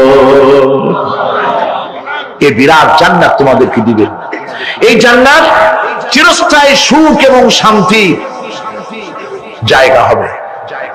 মাসালুল জান্নাতিল্লাতী উইদাল মুত্তাকুন ফিহা আনহারুম মিন মাইন গায়রি আসিনিন ওয়া আনহারুম মিন লাবানিন লাম ইয়াতাগায়্যার তা'আমুহু। আল্লাহ পাক বলছেন, জান্নাত আল্লাহ পাক ওয়াদা করেছেন মুত্তাকীদের জন্য। আল্লাহ পাক জান্নাত দিবেন যে জান্নাতের ভিতরে রয়েছে মধুর প্রস্রবণ, রয়েছে দুধের প্রস্রবণ, রয়েছে সেখানে স্বচ্ছ পানির প্রস্রবণ রয়েছে। এই সুন্দর জান্নাত ঝর্ণা ধারা আল্লাহ পাক সৃষ্টি করেছেন, বাগ বাগিচা দিয়ে ভরে রেখেছেন জান্নাত। সেই জান্নাত হবে এয়ার কন্ডিশন, রোদ্রের তাপ হবে না সেখানে, রোদ্রের খরতাপ হবে না সেখানে, ঠান্ডার প্রচন্ডতা থাকবে না। কিরকম হবে জায়গাটা? আল্লাহ পাক বলছেন, মুত্তাকিনা আলাল আরাইকি লা ইয়ারাউনা ফিহা শামসান ওয়ালা জামহারিরা ওয়া দানিয়াতান আলাইহিম যিলালুহা ওয়া দুল্লিলাত কুতুফুহা তাদলিলা। আল্লাহ পাক এমন জান্নাত রেখেছেন, সেই আল্লাহ পাক সেই জান্নাতের ভিতরে জান্নাতীরা ঠেস লাগায়া মুখোমুখি অবস্থায় তারা সেখানে বসবে, আর জান্নাতীদের মনের মধ্যে কোনো দুঃখ থাকবে না, পেরেশানি থাকবে না। পৃথিবীতে মানুষের দুঃখ থাকে, পেরেশানি থাকে, সেখানে কোনো দুঃখ আর পেরেশানি থাকবে না। সেই জায়গাটা হবে শীতাতপ নিয়ন্ত্রিত, না শীত না গরম, চির বসন্ত বিরাজ করবে। জান্নাতীরা সেখানে থাকবে। এই সুন্দর জান্নাত আল্লাহ পাক রেখেছেন মুত্তাকীদের জন্য। সুবহানাল্লাহ। কাফেরদের জন্য জান্নাত হবে জাহান্নাম হবে চিরকাল, খালিদিনা ফিহা আবাদান। চিরকাল কাফেরেরা জাহান্নামে থাকবে। সর্বশেষ যে ব্যক্তি জাহান্নাম থেকে মুক্তি লাভ করবে তাকে আল্লাহ পাক বলবেন, ফেরেশতাদেরকে বলবেন, আমার ফেরেশতারা আমার এই বান্দাকে জান্নাত এবং জাহান্নামের মাঝখানে রেখে দাও। জান্নাত এবং জাহান্নামের মাঝখানে লোকটি যখন থাকার জায়গা পাবে সে জান্নাতের দিকে তাকায়া দেখবে আর কাঁদতে থাকবে। আল্লাহ পাক জিজ্ঞেস করবেন, বান্দারে যুগের পর যুগ ধরে জাহান্নামে কেঁদেছো, আমি রব্বুল আলামিন জাহান্নাম মাফ করে দিয়া জান্নাত জাহান্নামের মাঝখানে রেখে দিয়েছি, আযাব থেকে তো বেঁচে গেছো, এখন কাঁদো কেন? লোকটি বলবে, রব্বুল আলামিন কাঁদি এই কারণে, জাহান্নাম থেকে মাফ করেছো, তোমার শুকরিয়া আদায় করি। জান্নাত তো আমার কপালে নাই, কিসমতে নাই, কিন্তু জান্নাত আমি এখান থেকে দেখতে পাচ্ছি, জান্নাতের সুঘ্রাণ আমার নাকে আসতেছে, কপালে নাই যাওয়ার। আমি কাঁদি এই জন্য, তুমি যদি মেহেরবানি করে আমাকে জান্নাতের দরজার কাছে একটু দাঁড় করায় দিতা, প্রাণ ভরে তোমার জান্নাতের দৃশ্যটা একটু দেখতাম। আল্লাহ পাক তার আরজি পূরণ করবেন, বলবেন যাও, ফেরেশতাদের বলবেন এর জান্নাতের দরজার কাছে দাঁড় করায় দাও। জান্নাতের দরজার কাছে দাঁড়িয়ে লোকটি আবার কান্না শুরু করবেন। আল্লাহ পাক প্রশ্ন করবেন, এবার কান্দো কেন? লোকটি বলবে, রব্বুল আলামিন কান্দি এই কারণে, জান্নাতের এই দরজায় দাঁড়ায়া জান্নাতের অফুরন্ত নেয়ামত কিছুই ভালো করে দেখা যায় না, শুধু অল্প জায়গা দেখি। যদি তুমি আমারে দয়া করে জান্নাতের মাঝখানে দাঁড় করায় দিতা, চতুর্দিকে তাকায়া তাকায়া দেখা কলিজারে ঠান্ডা বানাইতাম। তবে আমি ওয়াদা করি, জান্নাতের কোন নাজ নেয়ামত, কোন ফল আমি খাবো না, ধরবো না, সইব না। একটুখানি মেহেরবানি করে মাঝখানে দাঁড় করায় দাও, জান্নারে ঠান্ডা করি। আল্লাহ রাব্বুল আলামিন ফেরেশতাদের বলবেন, আমার এই বান্দারে জান্নাতের মাঝখানে দাঁড় করাইয়া দে। আল্লাহর নবী বলেন, জান্নাতের মাঝখানে দাঁড়িয়ে লোকটি আগের চাইতে আরো জোরে চিৎকার মেরে কাঁদতে থাকবে। আল্লাহ পাক বলবেন, বান্দারে কি হলো তোর? দরজার কাছে আসতে চাইছিলে, আইনা দিলাম। আবার এবার মাঝখানে আসতে চাইছো, তাও এনে দিয়েছি, আবার কান্দো কেন? লোকটি বলবে, রব্বুল আলামিন এবার কান্দি এই জন্যে, তুমি যখন দয়া করে একটিবার জান্নাতের মাঝখানে এনে আমাকে দাঁড় করায় দিয়েছো, তুমি রহমান রহিম গফুরুর রহিম, এই জান্নাত থেকে আবার হাত বাইর করে দিও না। আল্লাহ রাব্বুল আলামিন বলবেন, ও আমার বান্দারে, আমার এই জান্নাত তোর খুব পছন্দ হয়েছে নাকি? লোকটি বলবে, রব্বুল আলামিন কলিজা ঠান্ডা হয়ে গেছে, ভাবতেও পারি নাই জান্নাত এত সুন্দর। আল্লাহ পাক বলবেন, বান্দারে এরকম একটি নয়, দুইটা নয়, তোর জন্য আমি 10টা জান্নাতে এরকম রিজার্ভ করে রাখছি। সুবহানাল্লাহ। আল্লাহ পাককে ভয় করে পৃথিবীর সমস্ত পাপ থেকে যারা নিজেকে রক্ষা করবে, আল্লাহ তাদের জন্য এই জান্নাত রেখে দিয়েছেন। সুবহানাল্লাহ। সেই জান্নাতের রিসিপশন আপনারা আন্দাজ করতে পারবেন না, রিসিপশন কারে কয়? কি এর প্রধানমন্ত্রী আর প্রেসিডেন্ট, 4-5টা পুলিশ আর আর্মি আসে একটা ফট করে সেলুট মারলো, বাস শেষ হয়ে গেল, এরকম না। জান্নাতীদেরকে রিসিপশন দেওয়া হবে। জান্নাতীরা যখন আল্লাহর হুকুমে জান্নাতের দিকে যেতে লাগবে, আর যখন জান্নাতের কাছে চলে যাবে, আল্লাহ রাব্বুল আলামিন শোনায় দিচ্ছেন, হাত্তা ইযা জাউহা ফুতিহাত আবওয়াবুহা ওয়া ক্বালা লাহুম খাযানাতুহা সালামুন আলাইকুম তিবতুম ফাদখুলুহা খালিদিন। সুবহানাল্লাহ। জান্নাতীরা যখন জান্নাতে প্রবেশ করার দরজার মুখোমুখি হবে, দ্বার রক্ষীগণ তখন বলবে, সালামুন আলাইকুম, আল্লাহর শান্তি তোমাদের উপরে বর্ষিত হোক। সুবহানাল্লাহ। দুনিয়ার টাটকা টাটকা সুখগুলি 2 পা দিয়ে ঠেলে দিয়েছো, টাটকা সুখগুলি গ্রহণ করো নাই, হারাম খাও নাই, আল্লাহর দ্বীন কায়েমের জন্য রক্ত দিয়েছো, জীবন দিয়েছো, কষ্ট করেছো, আল্লাহকে ভয় করেছো, আমাদের সালাম গ্রহণ করো, জান্নাতের মধ্যে ঢুকে যাও চিরকালের জন্য। সুবহানাল্লাহ। আর বাইর হওয়া লাগবে না, চিরকাল এই জান্নাতের মধ্যে তোমরা বসবাস করতে পারবে, আল্লাহ রাব্বুল আলামিনের ফেরেশতারা বলে দিবেন। জান্নাতের মধ্যে আল্লাহ পাক হুরদের সঙ্গে জান্নাতীদের বিয়ের ব্যবস্থা করে দিবেন। কোরআনে কারিমে আল্লাহ পাক বলেন, মুত্তাকিনা আলা সুরুরিন মাসফুফাতিন ওয়া যাওয়াজনাহুম বিহুরিন ঈন। সামনাসামনি ভাবে সাজানো সারি সারি আসন সমূহের উপর তারা ঠেস লাগায় বসে থাকবে, আর আল্লাহ রাব্বুল আলামিন হুরদের সাথে জান্নাতীদের বিয়ের ব্যবস্থা করে দিবেন। যেসব হুরের সঙ্গে বিয়ে হবে তাদের আল্লাহ পাক বিবরণ দিচ্ছেন কি রকম হবে তারা। লাম ইয়াতমিসহুন্না ইনসুন ওয়ালা জান। এর পূর্বে জিন এবং ইনসান এদেরকে কেউ স্পর্শ করে না। কিরকম তারা? কাআন্নাহুন্নাল ইয়াকুতু ওয়াল মারজান। যেমন ঝিনুকের ভিতরে মণিমুক্তা থাকে, এইভাবে আল্লাহ পাক তাদেরকে পবিত্র করে রেখে দিয়েছেন।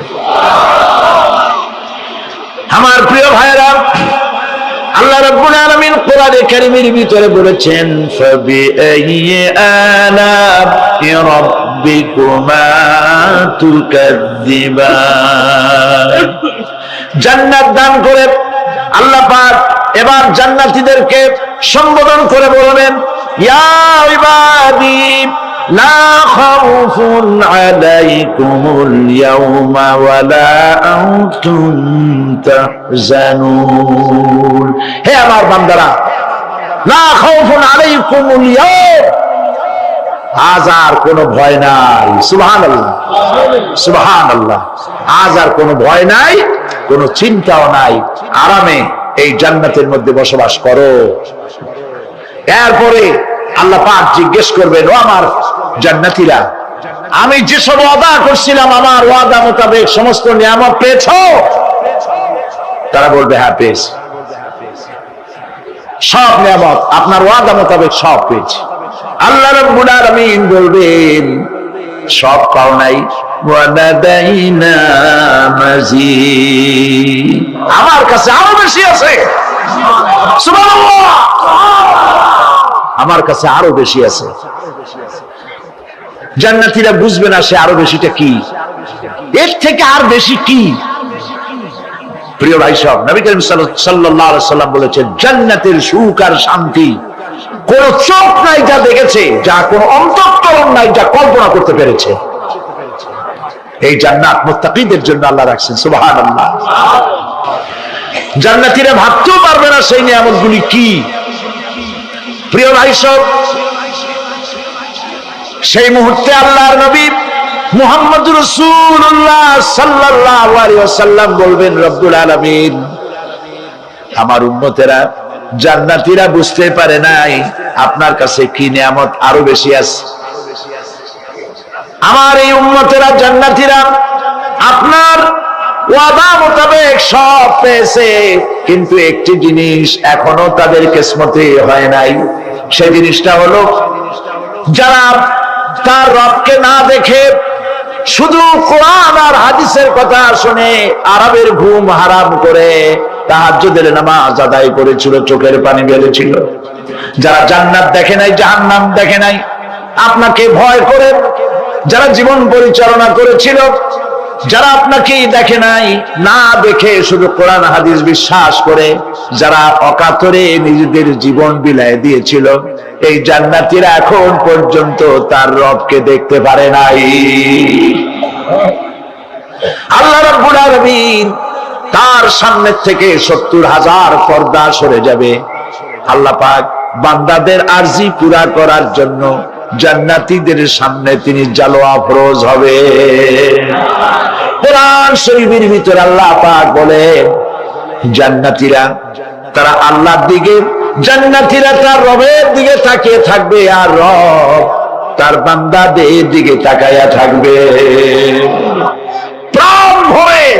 জান্নাতীরা রবকে দেখবে, সুবহানাল্লাহ, আল্লাহ পাককে দেখবে।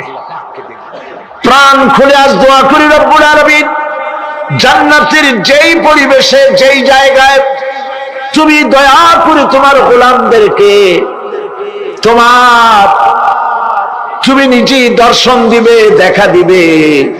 মনিব গো, ও আমাদের রব, আজ এই বিশাল জনসমুদ্র নিয়ে তোমার দরবারে আবেগ ভরা কণ্ঠে বলি, যে অনুষ্ঠানটি তুমি এমন মুবারক অনুষ্ঠান করবে যেখানে তুমি জান্নাতীদেরকে দেখা দিবে, ওই জান্নাতের কোন একটি, ওই অনুষ্ঠানের কোন একটি কোনায় কানায় আমাদেরকেও দাঁড় করাইয়া দেখার তো।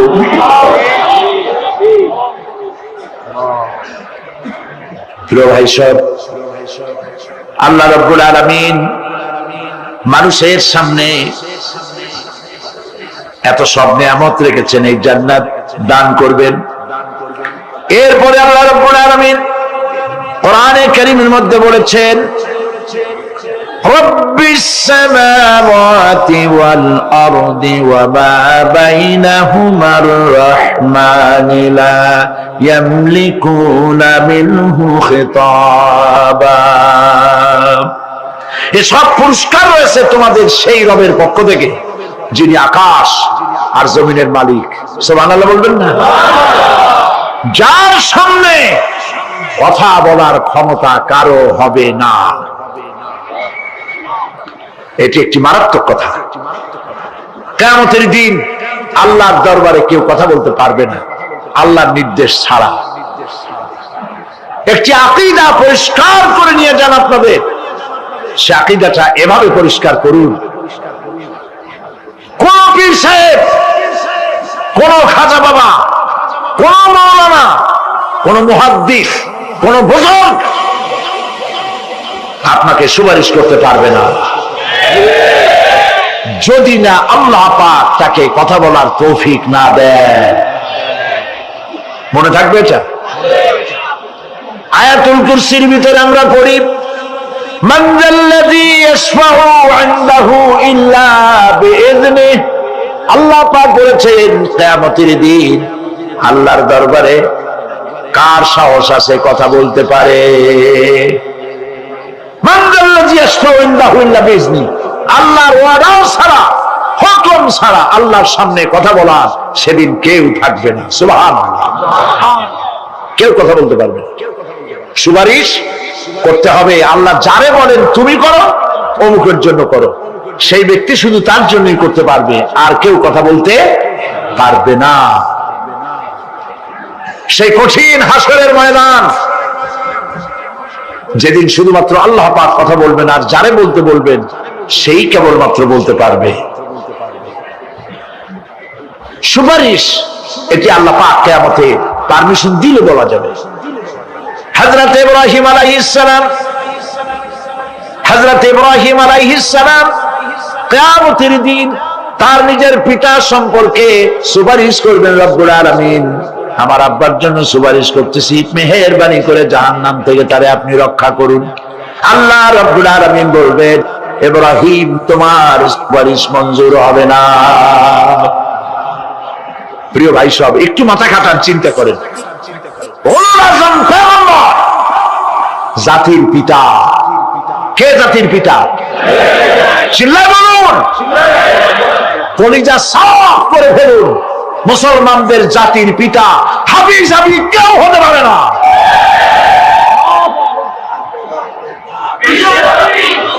মিল্লাতা আবিকুম ইব্রাহিম। ইব্রাহিম আলাইহিস সালাম এই মিল্লাতের পিতা। সুবহানাল্লাহ। হযরত ইব্রাহিম আলাইহিস সালাম কিয়ামতের দিন বলবেন, আল্লাহ আমার আব্বার জন্য সুপারিশ করছি। আল্লাহ পাক বলবেন মঞ্জুর হবে না। আসর তোমার পিতা হতে পারে, কিন্তু আমার খলিলকে আগুনে ফেলার জন্য নমরুদকে সে সহযোগিতা করেছে, আমি তোমার পিতাকে ক্ষমা করব না। নবী করিম সাল্লাল্লাহু আলাইহি সাল্লামকে সাহাবায়ে কেরাম জিজ্ঞেস করেছেন, হে রাসূল আপনার আব্বা এবং আম্মার অবস্থা কি হবে? নবী করিম সাল্লাল্লাহু আলাইহি সাল্লাম কেঁদে ফেলেছেন, সাফ করেছেন, আমি তাদের কোনো উপকারে আসব না। আল্লাহু আকবার। আপনি মনে করছেন নাকি যে ইয়া নবী সালাম আলাইকা বলি অমনি নবী সুপারিশ পাবেন? এত সহজ। কতগুলো রসগোল্লা খাইলেন আর বড় একটা মিছিল করলেন আর অমনি চলে যাবেন? পৃথিবীর সব মানুষ, সাহাবায়ে কেরাম বাদ দেন, পৃথিবীর সমস্ত মানুষ একত্রিত হয়ে আবু তালেব রাসূলুল্লাহকে যে ভালোবেসেছেন, ওর 1000 ভাগের 1 ভাগও সারা দুনিয়ার মানুষ রাসূলুল্লাহকে ভালোবাসতে পারবে? পারবে? নিজের ছেলে আলীকে, আলী রাদিয়াল্লাহু তাআলা আনহুকে আলাদা বিছানায় শোয়াইয়া, ছোট্ট মানুষ হযরত আলী আলাদা জায়গায় রাখিয়া মুহাম্মদুর রাসূলুল্লাহ সাল্লাল্লাহু আলাইহি ওয়াসাল্লাম এতিম মানুষ তারে কলিজার সাথে বুকের মধ্যে আশ্রয় দিয়ে আগলে রেখেছেন বুক করে। সেই আবু তালেব মৃত্যুর সময় নবী করিম সাল্লাল্লাহু আলাইহি ওয়াসাল্লাম বলেছিলেন, চাচা একটি বার আমার কানে তাওহীদের কালেমা শোনায় দেয়। আবু তালেব তার কিসমতে ছিল না কালেমা। মরে যাওয়ার পর একজন সাহাবী বলেছিলেন, ইয়া রাসূলুল্লাহ, মৃত্যুর সময় আবু তালেবের মুখ আমি নড়তে দেখেছি, তিনি কালেমা পড়েছেন সম্ভবত। রাসূলুল্লাহ সাফ বলেছেন, আমি শুনি নাই। এত ভালোবাসার পরেও হাদিস শরীফে এসেছে আবু তালেব জাহান্নামে যাবে। কোথায় যাবে? জাহান্নামে। সবচাইতে কম আযাব হবে কার? আবু তালেবের। কম আযাবটা কি? হাদিস শরীফে এসেছে কম আযাব হলো জাহান্নামের আগুন দিয়ে এক জোড়া জুতা তৈরি করে আবু তালেবের পায়ে পরিয়ে দেওয়া হবে। সেই জাহান্নামের আগুনের তৈরি করা জুতার তাপে আবু তালেবের মাথার ঘিলুগুলো টকবক করে বউ পড়তে লাগবে। এত ভালোবেসে যদি কিয়ামতের উপায় না হয়, আপনি ইয়া নবী সালাম আলাইকা, ইয়া রাসূল সালাম আলাইকা, আর কতগুলো জিলাপি খাইলেন, বড় একটা মিছিল করলেন। প্রিয় ভাই সব, এইসব বেদাত ছাড়ুন, এগুলি সুস্পষ্ট বিদআত। রাসূলুল্লাহকে ভালোবাসবেন, সাহাবীরা যেভাবে ভালোবেসেছেন ওইভাবে ভালোবাসবেন। আল্লাহ রাব্বুল আলামিন বলেন, যালিকাল ইয়াউমুল হক ফামান শাআ ইত্তাখাযা ইলা রাব্বিহি মাআবা। এই দিনটি অবশ্যই আসবে, সেদিনটি নিশ্চিতভাবে আসবে। আর এখন যার ইচ্ছা সে তার রবের দিকে অগ্রসর হোক। ইন্না আনজারনাকুম আযাবান করিবান ইয়াওমা ইয়ানজুরুল মার'উ মা কদ্দামাত ইয়াদাহু ওয়া ইয়াকুলুল কাফিরু ইয়া লাইতানি কুনতু তুরাবা। ইন্না আনজারনাকুম আযাবান করিবা, খুব নিকটবর্তী একটি আযাব সম্পর্কে আমি তোমাদেরকে সতর্ক করে দিলাম। কে বলতেছে? আল্লাহ পাক। লক্ষ্য করুন আল্লাহ কি বলছেন, খুব নিকটবর্তী একটি কঠিন শাস্তি, আযাব অর্থাৎ কিয়ামত, এ সম্পর্কে আমি তোমাদেরকে সতর্ক করে দিলাম। ইয়াউমা ইয়ানজুরুল মার'উ মা কদ্দামাত ইয়াদা, সেদিন প্রত্যেকটি লোক যা সে পাঠিয়ে দিয়েছিল এখানে, অর্থাৎ যা করেছিল সেগুলি সে দেখতে পাবে। আর তখন ওয়ায়াকুলুল কাফিরু ইয়া লাইতানি কুনতু তুরাবা।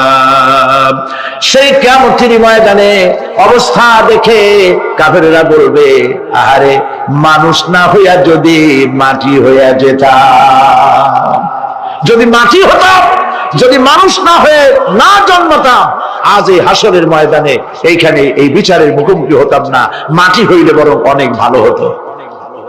এই পৃথিবীতে আমরা এসেছি, চলে যাব, যাওয়ার আগে এই কোরআন একটি বিশাল জনগোষ্ঠী এমন বানাতে চেয়েছে যে জনগোষ্ঠী এই কোরআন দিয়ে একটি বিশাল সমাজ গড়বে, রাষ্ট্র গড়বে, এমন রাষ্ট্র গড়বে যেই রাষ্ট্রে দুঃখ থাকবে না, অশান্তি থাকবে না, যেখানে সুখ থাকবে, সমৃদ্ধি থাকবে, আর কিয়ামতের দিন আল্লাহর জান্নাতে তারা চলে যাবে। তেমন একটি সমাজকে আমরা চাই। সবাই বলেন, সেরকম একটি সমাজকে আমরা চাই। প্রিয় ভাই সব, কিয়ামতের দিন আমরা যেতে চাই জান্নাতে। কোথায় যেতে চাই বলেন? জোরে বলেন। এই জান্নাতে যাওয়ার জন্য দুইটা কাজ করতে হবে। কয়টা কাজ? আল্লাহ রাব্বুল আলামিন বলেন, ফামান কানা ইয়ারজু লিকাআ রাব্বিহি ফালইয়ামাল আমালান সালিহান ওয়া লা ইউশরিক বিইবাদাতি রাব্বিহি আহাদা। আল্লাহ পাক বলেন, যে বাজারা আমার সঙ্গে দেখা করতে চায় কিয়ামতে, দুইটা কাজ করা লাগবে। বলেন কয়টা কাজ? একটা হলো নেক আমল। কি আমল বলেন? নেক আমল। নেক আমল কারে বলে? নেক আমল করতে হলে আবার দুইটা শর্ত লাগে। এক নম্বরে কাজটা করতে হবে আল্লাহরে খুশি করার জন্য। কারে খুশি করার জন্য? একটা মাদ্রাসা বানাইছি যাতে লোকেরা বলে যে বড় একটা মাদ্রাসা বানাইছে, এই জন্য মাদ্রাসা বানাবেন, মসজিদ বানাবেন, হসপিটাল বানাবেন, যা কিছু করেন নিয়ত হবে আল্লাহকে খুশি করা। নিয়ত হবে কারে খুশি করা? আল্লাহ পাককে খুশি করা। এই হলো নেক আমলের প্রথম শর্ত। কাজ হবে আল্লাহকে খুশি করার জন্য।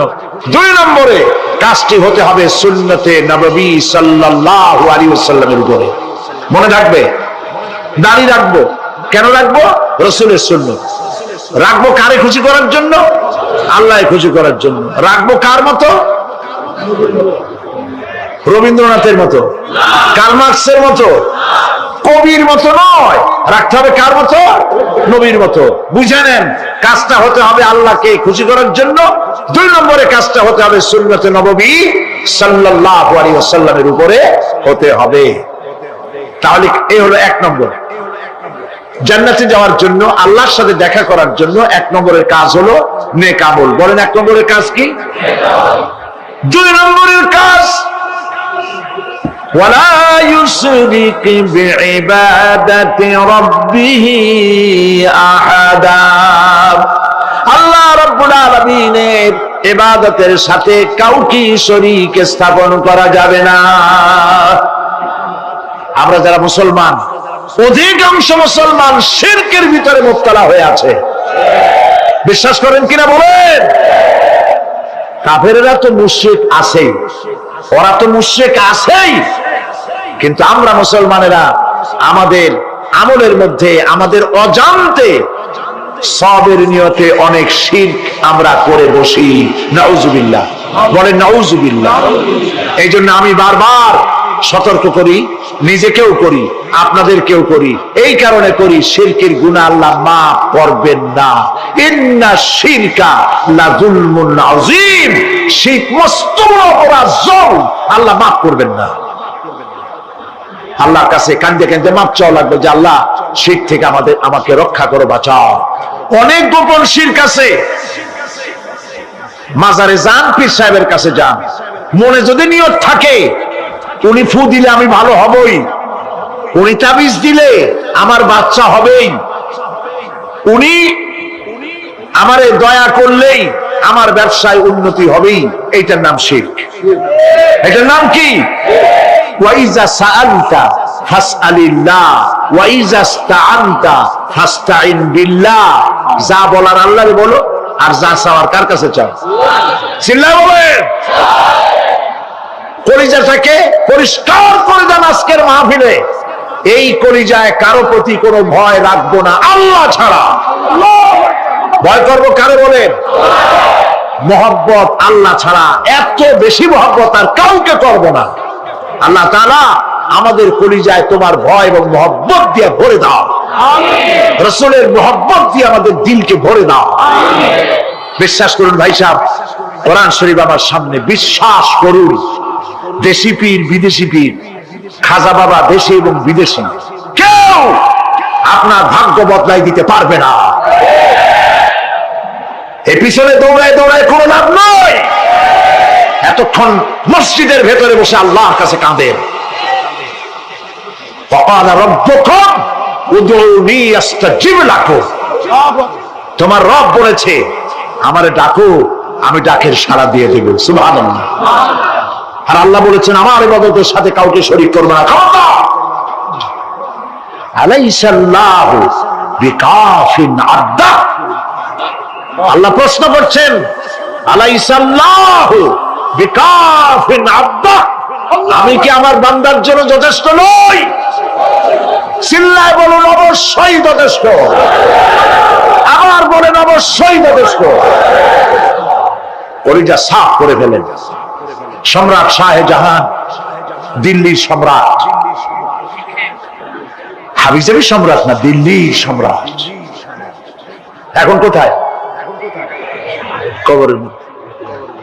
কবি বলতেছেন, শাহনে জাহাं को जिन्हें फक्र से देते थे बाज, शाहने जहां को जिन्हें फक्र से देते थे बाज, वाज कब्र में है सूरह अलहम्दु की मोहताज। সারা ভারতবর্ষ যারা ট্যাক্স দিয়ে নিজেকে সৌভাগ্যবান বলে মনে করত, সে আজ কবরের মধ্যে ভিক্ষুকের মতো সূরা আলহামদুর মতো একটি সূরার মুহতাজ হয়ে ভিক্ষুকের মতো শুয়ে আছে। সম্রাট শাহজাহান মসজিদে বসে আছে, এক ফকির ঘুরতেছে। লোকেরা কয়, ছোটবেলা থেকেই তোমার খয়রাত করতে দেখলাম, ভিক্ষা কি জীবনেও যাবে না তোমার? লোকটি বলছে, আমি ভিক্ষা করবো ছাড়া আমার উপায়টা কি? এই লোকটি, আমি ভিক্ষা করা ছাড়া করবো কি? লোকেরা তো আমার 4 টাকা 50 টাকা 100 টাকা দেয় না, 4 আনা 5 আনা 1 টাকা এই আমার দেয়, এ দিয়ে আমি বড় লোক হবো কেমন? লোকটি বলছে, আচ্ছা দেখো, তুমি তো জায়গা মতো যাইতে পারো না, বাদশার কাছে যাও, এমন দেওয়া দেবে জীবনে আর খয়রাত করা লাগবে না। তো বাদশার কাছে কি খয়রাতি যাইতে পারে কোনোদিন? হ্যাঁ, এখন পারবা। কেমনে? সম্রাট শাহজাহান এখন একা একা মসজিদে আছেন। তখনকার এসব বাদশারা অনেকে নামাজি ছিলেন, দিনদার ছিলেন।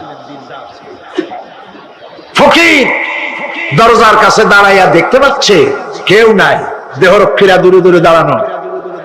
বাদশাহ মসজিদের ভেতরে বসে হাত তুলে ঝুলতেছে আর কাঁদতেছে, চোখের পানি দিয়া দাঁড়িয়ে ভিজে ভিজে পড়ছে। এই দৃশ্য অনেকক্ষণ দেখলো ফকির। কিছুক্ষণ পর সম্রাট শাহজাহান মসজিদ থেকে বেরিয়ে আসছে। ফকির বলছে, আসসালামু আলাইকুম হুজুর। তিনি বললেন, ওয়ালাইকুম আসসালাম। চলে গেল। বাদশা বলল, আমার কাছে তো কেউ আইসা কিছু না চাইয়া তো যায় না, এরে দেখলাম খয়রাতির মতো কিছু চাইলো না, বেটা ভয় করলো নাকি? আসছে। ভয় পাইছো? কয় না, ভয় পাইনি। তো কিছু যে চাইলে না? ফকির বলছে, জাহাপানা, সত্যিই কিছু চাইতে আসছিলাম, তারপর চাইলে না কেন? ফকির বলছে, জাহাপানা, সারা জীবন ভিক্ষা করেছি, আর আজ দিল্লির সম্রাটের কাছে বেশি পাওয়ার লোভে এসেছি না, কিন্তু আপনার দশা দেখা আমার জ্ঞানের চোখ খুলে গেছে। আমি লক্ষ্য করে দেখলাম, আমি সম্রাটের কাছে চাইতে এসেছি, হাত তুলি নাই, বিনয় প্রকাশ করি নাই, চোখের পানি ফেলি নাই, কিন্তু লক্ষ্য করে দেখলাম দিল্লির সম্রাট আমার চাইতেও বড় ভিক্ষুকের মতো। আবার কোন সম্রাটের কাছে হাত তুলে কান্দে? আমার জ্ঞানের চোখ খুলে গিয়েছে, আমি বুঝতে পেরেছি সম্রাট কান্দে যেই সম্রাটের কাছে, তারে ছাড়া আর কারো কাছে জীবনে চাইব না। এই কথাই সূরা ফাতিহায় প্রত্যেকদিন পড়ি, বুঝি না কি পড়ি। ইয়াকা না'বুদু ওয়া ইয়াকা নাস্তাঈন। আয় আল্লাহ, একমাত্র তোমার গোলামি করি আর তোমার কাছে সাহায্য চাই, তুমি ছাড়া কারো কাছে সাহায্য চাই না। কলিজা সাফ করুন। কোন মরা পীর, কোন জিন্দা পীর আপনার মনের আশা পুরা করতে পারবে না, পারবে না, পারবে না।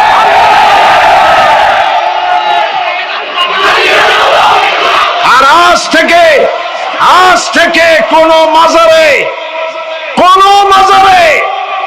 টাকা দিবেন না, পয়সা দিবেন না, আগরবাতি দিবেন না, মোমবাতি দিবেন না, গোলাপ পানি দিবেন না। কারা কারা দিবেন না হাত উঁচু করে দেখা।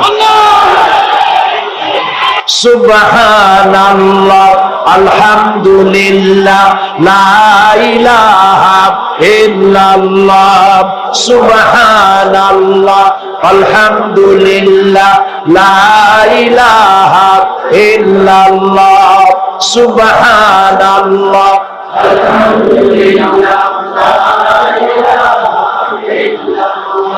লা ইলাহা ইল্লাল্লাহ, মুহাম্মাদুর রাসূলুল্লাহ। আল্লাহুম্মা আমিন। রব্বানা যালামনা আনফুসানা ওয়া ইন লাম তাগফির লানা ওয়া তারহামনা লানাকুনান্না মিনাল খাসিরিন। রব্বুল আলামিন, তাম পৃথিবীর মাটির নিচে যত মুমিন মুমিনাত শুয়ে আছে, আল্লাহ কবরগুলি কি জান্নাতের টুকরা বানায়া দাও। আয় আল্লাহ তাআলা, এই মুহূর্তে মনে পড়ে গেল আমাদের মা বাপের কথা। রব্বুল আলামিন, আমাদের আব্বা জান কত বছর আগে দুনিয়া থেকে বিদায় হয়ে গেল, নাম ধরে আর কেউ ডাকে না। কত কষ্ট করেছে, ধান বিক্রি করে, সুপারি বিক্রি করে, নিজের পেটে না দিয়া নিজের ভালো জামা না বানাইয়া আমাদের লেখাপড়া শিখাইছে, বাড়িঘর বানালো। আর একদিন তোমার ডাকে সাড়া দিয়া চলে গেল। যুগের পরে যুগ চলে গেল, বাপের মুখ আর দেখি না। আল্লাহ তাআলা, আমাদের আব্বা জান যাদের দুনিয়া থেকে বিদায় হয়ে গেছে, কবরটাকে বেহেশত বানায়। তুমি সম্রাটের সম্রাট, তুমি রাজাধিরাজ, তোমার মহব্বত ছাড়া কোনো মহব্বত যেন কলিজায় থাকে না মাবুদ। তোমাকে ছাড়া কাউকে যেন ভয় করি না মাবুদ। সারা জীবন শিরক আর বিদআত থেকে আমাদের তুমি বাঁচাও। আল্লাহ, তোমার জাহান্নামকে আমরা ভয় পাই। আল্লাহুম্মা আজিরনা মিনান নার, আল্লাহুম্মা আজিরনা মিনান নার, আল্লাহুম্মা আজিরনা মিনান নার। রব্বানা তাকাব্বাল মিন্না ইন্নাকা আনতাস সামিউল আলিম ওয়া তুব আলাইনা ইন্নাকা আনতাত তাওয়াবুর রহিম। সুবহানা রাব্বিকা রাব্বিল ইজ্জাতি আম্মা ইয়াসিফুন ওয়া সালামুন আলাল মুরসালিন ওয়ালহামদুলিল্লাহি রাব্বিল আলামিন। ওয়াজআল আখিরা কালামিনা ইনদাল মাউত লা ইলাহা ইল্লাল্লাহু মুহাম্মাদুর রাসূলুল্লাহ। কিয়ামতের দিন আল্লাহ পাক তোমাদের সাথে কি ব্যবহার করবেন। এই আয়াত নাযিল হওয়ার পর আল্লাহর হাবিব তার মেয়েকে ডাকলেন, জামাইকে ডাকলেন, নাতিদেরকে ডাকলেন, আহলে বাইতদেরকে ডাকলেন, আর বললেন, ও আমার মেয়ে, কলিজার টুকরা ফাতেমা গো, শোনো, কেবলমাত্র আয়াত নাজিল হয়ে গেল, আল্লাহ পাক আমাকে শুনাইছেন, কিয়ামতের দিন আমি জানি না আমার সঙ্গে কি ব্যবহার করা হবে, আর এও জানি না যে তোমাদের সাথে কি ব্যবহার করা হবে। ও আমার কলিজার টুকরা মেয়ে ফাতেমা, কিয়ামতের দিন মুহাম্মদ সাল্লাল্লাহু আলাইহি সাল্লামের মেয়ে, এই হিসাবে তোমার নাজাতের ফয়সালা হবে না। ও আমার কলিজার টুকরা নাতি হাসান আর হোসেন, কিয়ামতের দিন মুহাম্মদ সাল্লাল্লাহু আলাইহি সাল্লামের নাতি হিসাবে ফয়সালা হবে না। ও আমার জামাই হযরতে আলী, কিয়ামতের দিন আমার জামাই হিসাবে নাজাতের ফয়সালা হবে না। আমল যদি ভালো হয় ফয়সালা ভালো হবে, জান্নাতে চলে যাবে। আমল যদি খারাপ হয়, কার নাতি কার জামাই দেখা হবে না। সুবহানাল্লাহ। কঠিন কিয়ামতের মাঠ। এই পরকালের বিশ্বাস যদি কলিজার মধ্যে ঢোকে, মানুষ ভালো হয়ে যাবে। কোন সুবহানাল্লাহ। আপনাদের দৃষ্টিতে পারবে। কথার জবাব যে দিলেন না, পুলিশে কি মানুষের চরিত্র ভালো বানাইতে পারবে? পুলিশের চরিত্র ভালো বানাবে কেনা, সেটাই তো কথা। মানুষের চরিত্র যাতে ভালো থাকে মানুষের জন্য খারাপ কাম না করে সেজন্য পুলিশ, পুলিশ যাতে খারাপ কাম না করে সেজন্য আরো একটা ডিপার্টমেন্ট আছে না, তারা যাতে খারাপ কাজ না করে সেজন্য আর একটা আছে, এন্টি করাপশনের আবার এন্টি করাপশন আছে, তার উপর আবার এন্টি করাপশন আছে, এন্টিদের অভাব নাই। সুতরাং পুলিশ দিয়া, বিডিআর দিয়া, আর্মি দিয়া মানুষের, দেশের, জাতির চরিত্র ভালো বানানো যায় না। রাসূলুল্লাহ এ দিয়ে বানান না, এটা ইসলামের নিয়ম নয়। পুলিশ দিয়া, আর্মি দিয়া দেশের মানুষের চরিত্র ভালো বানানো যায় না। চরিত্র ভালো বানানো যায় কেবলমাত্র পরকালের ভয় দিয়া। কি কিসের ভয় দিয়া? ওই যে মক্কার জীবনে ওই সমস্ত মানুষগুলি যারা চুরি করত, ডাকাতি করত, জেনা করত, বদমাশি করত, যারা শয়তানি করত, যারা মানুষকে খুন করত, এই মানুষগুলি এত ভালো হয়ে গেল, যারা চুরি ছেড়ে দিল, ডাকাতি ছেড়ে দিল, জেনা ব্যভিচার ছেড়ে দিল, এত ভালো হয়ে গেল, পৃথিবীর মধ্যে সেরা মানুষ তারা হয়ে গেলেন। জোরে বলেন সুবহানাল্লাহ। নবীর সাহাবীরা পৃথিবীর শ্রেষ্ঠ সন্তান, নবীর সাহাবীরা পৃথিবীর সেরা মানুষ, তাদের চাইতে সেরা মানুষ নবীদের পরে আর কেউ হতে পারে না। জোরে কোন সুবহানাল্লাহ। নবীর পরে পৃথিবীতে শ্রেষ্ঠ মানুষ কারা? সাহাবায়ে কেরাম রিদওয়ানুল্লাহি তাআলা আলাইহিম আজমাইন। ওনারা তো কুফরের মধ্যে ছিলেন, শিরকের মধ্যে ছিলেন, চুরি, ডাকাতি, জেনা, ব্যভিচার এমন কোন পাপ নাই যা করা হয়নি। তারপরে যখন আল্লাহর নবীর কাছ থেকে তাওহীদ, রিসালাত ও আখিরাতের দাওয়াত পেলেন, কি সোনার মানুষ এক একজন হয়ে গেলেন। সুবহানাল্লাহ। যারা ছিলেন নারীর সতীত্বের জম, তারা হয়ে গেলেন নারীর সতীত্বের পাহারাদার।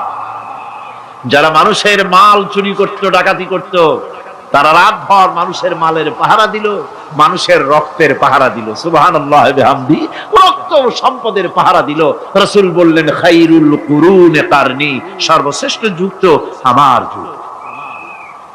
বন্ধুগণ, এরপরে একটা জীবন আসবে ওই কিয়ামতের ময়দানে। এই পরকালের বিশ্বাসটা গুরুত্বপূর্ণ ব্যাপার। আমাদের সবকিছুর হিসাব দেওয়া লাগবে। আল্লাহ পাক বলেন, ইন্নাস সামআ ওয়াল বাসারা ওয়াল ফুআদা কুল্লু উলাইকা আনহু মাসউলা। নিঃসন্দেহে মানুষের শ্রবণ শক্তি, দর্শন শক্তি এবং তার অন্তঃকরণের কল্পনা সম্পর্কে আল্লাহ রাব্বুল আলামিনের কাছে জিজ্ঞাসিত হতে হবে। কান দিয়া কি করেছিলা, চোখ দিয়া কি করেছিলা, মুখ দিয়া কি করেছিলে, হাত দিয়ে কি করেছিলে, সবকিছুর জবাব আল্লাহ রাব্বুল আলামিনের কাছে দিতে হবে। সবটার জবাব দিতে হবে, কোনো কিছু বাদ যাবে না। এমনকি মনের ভিতরে যে কল্পনা আমরা করি, এই কল্পনার হিসাবও আল্লাহর দরবারে দিতে হবে। কোরআনে কারীম বলছেন, ওয়া ইন তুবদু মা ফি আনফুসিকুম আও তুখফুহু ইউহাসিবকুম বিহিল্লাহ। মনের ভিতরে তুমি যেটা কল্পনা করো সেটা প্রকাশ করো, অথবা তুমি গোপন রাখো, যাই তুমি করো না কেন, আল্লাহ রাব্বুল আলামিন এর হিসাবও তোমার কাছে নেবেন। ফায়াগফিরু লিমান ইয়াশাউ ওয়া ইউআযযিবু মান ইয়াশাউ ওয়াল্লাহু আলা কুল্লি শাইইন কাদির। মহান আল্লাহ পাক বলেন, করার পর তোমার মনের ভিতরে কি কল্পনা করেছিলে ওইটার হিসাব আমি নেব। হিসাব নেওয়ার পর যারে খুশি ক্ষমা করে দেব, যাকে খুশি শাস্তি প্রদান করব। সবকিছুর উপরে আল্লাহ রাব্বুল আলামিন শক্তিমান, সব তিনি করতে পারেন, সমস্ত কুদরত রয়েছে তার। সুতরাং মানুষদেরকে, আল্লাহর বান্দাদেরকে বিশ্বাস করতে হবে যে আমার কোনো কথা বাদ যাবে না। কথাগুলি রেকর্ড হচ্ছে, কথা রেকর্ড হচ্ছে। আমি যে ওয়াজ করতেছি, এই কথাগুলি রেকর্ড হচ্ছে নাকি হচ্ছে না? অনেক টেপ রেকর্ডার রেকর্ড হচ্ছে, অডিও ভিডিও হচ্ছে। আজ থেকে 50 বছর পর যদি এই রেকর্ড বাজানো হয়, আমাকে যদি বলা হয় যে আপনি অমুক জায়গায় অমুক কথা বলেছেন, আমি যদি বলি না আমি কথা বলি নাই, তারপরে যদি রেকর্ড বাজানো হয়, তাহলে আমি কথা যে বলি নাই যদি বলি, তাহলে এটা ধরা পড়বে না? সেখানে ধরা পড়বে না? তাহলে এই মানুষের কথা প্লাস্টিকের ফিতায় রেকর্ড করে 50 বছর, 100 বছর, 200 বছর, 500 বছর যদি প্লাস্টিকের ফিতায় এটাকে চলচ্চিত্র করে অথবা টেপ রেকর্ডারে করে যদি ধরে রাখা যায়। এই বুদ্ধিটা কে দিলেন কন্ত দেখি? সবাই কন্যা এই বুদ্ধিটা দিলেন কে? যে আল্লাহ রাব্বুল আলামিন মানুষের মাথায় বুদ্ধি দিলেন, যার দ্বারা সে মানুষের কথাবার্তা অ্যাক্টিভিটি সব ধরে রাখতে পারে। সেই আল্লাহ রাব্বুল আলামিন বুঝি আপনার আমার কথা এবং আপনার আমার অ্যাক্টিভিটিস কে তিনি বুঝি ধরে রাখতে পারবেন না কিয়ামত পর্যন্ত? পারবেন কিনা? সেজন্য রব্বুল আলামিন বলেন, মা ইয়ালফিযু মিন কাওলিন ইল্লা লাদাইহি রাকীবুন আতীদ। সমস্ত কথা রেকর্ড হচ্ছে। সুবহানাল্লাহ কোন জোরে! সমস্ত কথা রেকর্ড হচ্ছে, একটা কথা বাদ যাবে না। মুখ আছে বলেই কথা বলবেন তা না, হিসাব করে কথা বলতে হবে। গীবত গাওয়া যাবে না, মিথ্যা কথা বলা যাবে না, মিথ্যা ওয়াদা করা যাবে না। মিথ্যা ওয়াদার তো মৌসুম এসে গেছে। কি কোন বোঝেন কথা? হ্যাঁ, মিথ্যা ওয়াদা মৌসুম এসে গেছে। এখন মৌসুমে বাহার, মিথ্যা বলার। কত সুন্দর সুন্দর ওয়াদা, সোনা দিয়া রাস্তা বানায় দেবো। অভুক্ত মানুষদের বলা হয় না খেয়ে মরবেন না, কিন্তু কি খেয়ে মরবে তাও কয়। আমরা যদি যাইতে পারি তাহলে মটকির মতো রসগোল্লা বানাই দেব, গরুর গাড়ির চাকার মতো জিলাপি বানাই দেব।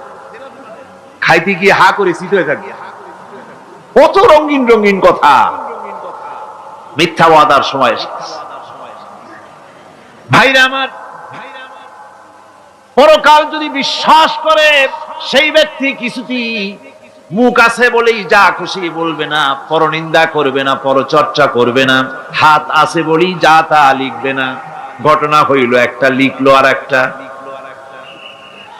কলম একটা আছে বলেই যা খুশি তা লেখা যায় না, মুখ আছে বলেই যা খুশি তা বলা যায় না, চোখ আছে বলেই যা খুশি তা দেখা যায় না। গরু খাওয়া জায়েজ করা হয়েছে বলে গরুর লেজ থেকে মাথা পর্যন্ত পাইকারি দরে সব খাওয়া যায় না। গরু খাওয়া হারাম না হালাল? হালাল।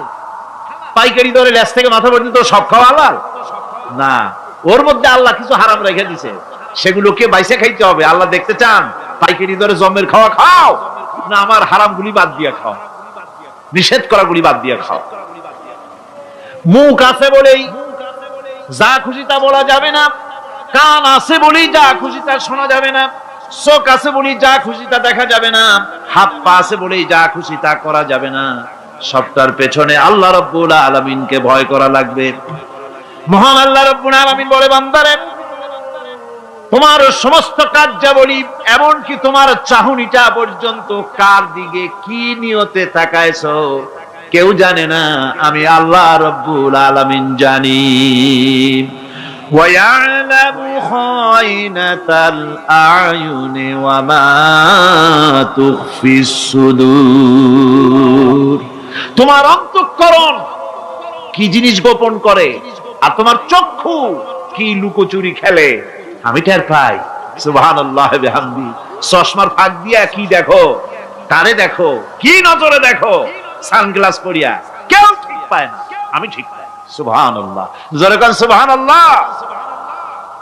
সুতরাং চোখের নজরের হিসাব হবে, হাতের কাজের হিসাব হবে, পায়ের চলার হিসাব হবে, আপনার বলার হিসাব হবে, মুখে যা বলেছেন, যা করেছেন, হাত পাও দিয়ে যা করেছেন সবকিছুর হিসাব হবে কিয়ামতের দিন। আল্লাহর দরবারে সবকিছু উপস্থিত হবে, কোনো জিনিস বাদ পড়বে না। فَمَن يَعْمَلْ مِثْقَالَ ذَرَّةٍ خَيْرًا يَرَهُ وَمَن يَعْمَلْ مِثْقَالَ ذَرَّةٍ شَرًّا يَرَهُ। ছোট্ট একটা ভালো কাজ যদি করো তাও হাজির করা হবে সামান্যতম ভালো কাজও তোমার বাদ পড়বে না। আর ক্ষুদ্রতম কোনো খারাপ কাজ করলে তাও উপস্থিত করা হবে, সব তোমার সামনে, কোনো জিনিস বাদ পড়বে না, সব দেখতে পাবে কিয়ামতের দিন। ভালো কাজটাও আর খারাপ কাজটাও আল্লাহর কাছে সেদিন আল্লাহ পাক মানুষের সামনে উপস্থিত করে দিবেন। আল্লাহ পাক বলছেন সেদিন এই জমিন তার ভিতরে যা লুকায়িত ছিল জমিন সব বের করে দেবে। কাআন্নাহুম জারাদুম মুনতাশির। টিড্ডি ফড়িংগুলি পোকাগুলি মাটির থেকে যেমন বের হয়, এ মাটির ভিতরে যা আছে কিয়ামতের দিন সব মাটি বের করে দেবে। إذا زلزلت الأرض زلزالها وأخرجت الأرض أثقالها وقال الإنسان ما لها এ জমিনকে ঝাঁকি মারা হবে প্রবল এক ঝাঁকুনি, প্রবল এক ঝাঁকুনিতে এই পৃথিবীর মধ্যে যা কিছু আছে সব বেরিয়ে যাবে। সুবহানাল্লাহ কইতে ইচ্ছা করে না মিয়ারা? এক ঝাঁকুনিতে পৃথিবী সব বের করে দেবে। মানুষ হয়রান হয়ে বলবে কি হয়েছে, এ মাটির হলোটা কি? আমার বন্ধুগণ, মানুষ হয়রান হয়ে গিয়ে বলবে মাটির কি হলো? আল্লাহ রাব্বুল আলামিন বলেন ইয়াউমাইযিন তুহাদ্দিসু আখবারাহা বিআন্না রাব্বাকা আওহালাহা। জমিনের উপরে যা ঘটেছে জমিন তা সব বের করে দেবে, সব প্রকাশ করে দেবে। আর এটা এই জন্য হবে যেহেতু তার রবের হুকুম হয়েছে, তার রব হুকুম করেছে বের করে দে। জমিনের ভিতরে আছে যা সব বেরিয়ে যাবে, আকাশ ভেঙে পড়বে, পাহাড় উড়ে যাবে, জমিনের ভিতরে যা আছে সব উপরে চলে আসবে, পৃথিবীতে সব শেষ, কিচ্ছু নাই, আকাশ নাই, পাহাড় নাই, সমুদ্র নাই, সব একাকার, চন্দ্র নাই, সূর্য নাই, তারকা নাই, গ্যালাক্সি নাই, মহাশূন্য নাই, সব শেষ। আল্লাহ রাব্বুল আলামিন সমস্ত ফেরেশতাদেরকে শেষ করে দিবেন, সকলের মওত হয়ে যাবে, কেউ আর থাকবে না। এমনকি হযরতে আজরাইল মালাকুল মউত তিনিও থাকবেন না, সব আল্লাহ রাব্বুল আলামিন মৃত্যু করে দিবেন। এরপরে আল্লাহ রাব্বুল আলামিন একা তিনি বলবেন ইয়া দুনিয়া, ইয়া দুনিয়া আইনা আনহারুকি, এ পৃথিবী তোর সেই সমুদ্রগুলো কোথায়, নদীগুলি কোথায়? ইয়া দুনিয়া আইনা আশজারুকি, হে দুনিয়া তোমার গাছগুলি কোথায়? এত বন বনানি, এত গাছ ছিল। ইয়া দুনিয়া আইনা জিবালুকি, হে পৃথিবী তোর জমিনে যত পাহাড় ছিল পাহাড়গুলি কই? যত স্বৈরাচার ছিল জমিনের উপরে, যারা স্বৈরাচারী মনোবৃত্তি নিয়ে মানুষ ধ্বংস করেছে, দেশ ধ্বংস করেছে, মায়ের বুক খালি করেছে, ওই স্বৈরাচারগুলি কই? কোনো জবাব নাই। আল্লাহ পাকের পরে বলবেন লিমানিল মুলকুল ইয়াউম, কার রাজত্ব? আজকে রাজত্বটা কার? আল্লাহ তিনবার আওয়াজ দিবেন, আজকে রাজত্ব কার? আল্লাহ পাক যখন তিনবার করে ডাক দিবেন, কোনো জবাব নাই, কোনো জবাব নাই। কে জবাব দেবে? আল্লাহ রাব্বুল আলামিনের সামনে কার ক্ষমতা আছে কথা বলার? কেউ তো নাই, সব শেষ। আল্লাহ পাক বলবেন লিল্লাহিল ওয়াহিদুল কাহ্হার, একমাত্র পরাক্রমশালী আল্লাহ রাব্বুল আলামিনের রাজত্ব আছে। সেই হাসরের মাঠে আমাদের সকলকে উপস্থিত হয়ে যেতে হবে, কেউ আমরা এখান থেকে বাঁচতে পারবো না, সবাইকে উঠতে হবে। অপরাধীরা সেখানে অসহায় হয়ে যাবে, অপরাধীরা অসহায় হয়ে যাবে। আল্লাহ পাক বলেন ফাইযা জাআতিস সাখাতু ইয়াওমা ইয়াফিরুল মারউ মিন আখিহি ওয়া উম্মিহি ওয়া আবিহি ওয়া সাহিবাতিহি ওয়া বানি, অবশেষে যখন কান ফাটানো আওয়াজ আসবে, এই আওয়াজ সেদিন মানুষ নিজের মা বাপ ভাই বোন সব থেকে বিচ্ছিন্ন হয়ে যাবে, সব একের থেকে আরেকজন পালায় যাবে, হারায় যাবে, কেউ কাউকে আর খুঁজে পাবে না। সেদিন ওই কিয়ামতের মাঠে বিভীষিকাময় দৃশ্য, মানুষ হয়রান হয়ে যাবে। মাথার এক হাত অথবা অর্ধ মাইল অথবা এক বিগত এতটুকুন উপরে ওই প্রকাণ্ড সূর্যটার তাপ আসবে, গুনাহগারের মাথার চান্দি ফেটে গিয়া মগজগুলি গলে গলে নাক কান দিয়ে বের পড়তে লাগবে, জিহ্বাটা কুকুরের মতো ঝুলে নাভিস্থল পর্যন্ত পড়ে যাবে, মাটিটা সূর্যের উত্তাপে তামার মতো গরম হয়ে যাবে, সারা হাসর জুড়ে আওয়াজ হবে পানি পানি পানি। মানুষেরা হয়রান হয়ে যাবে। সেই হাসরের ময়দানে এই চরম কষ্টের ভিতরে আল্লাহ রাব্বুল আলামিন বলেন, সেদিন দুটো ভাগ হয়ে যাবে। একদল মানুষের চেহারা আলোয় ঝলমল হয়ে যাবে, আর একদল মানুষের চেহারাগুলি কালো হয়ে যাবে। উজুহু ইয়াউমাইদিন মুসফিরাতুন দাহিকাতুন মুস্তাবশিরা ওয়া উজুহু ইয়াউমাইদিন আলাইহা গাবারা। আল্লাহ পাক বলেন, এক শ্রেণীর মানুষের চেহারা হাস্যোজ্জ্বল ঝলমলে হয়ে যাবে, আর এক শ্রেণীর মানুষের চেহারাগুলি কালো হয়ে যাবে। তারহাকুহা কাতারা উলাইকা হুমুল কাফারাতুল ফাজারা।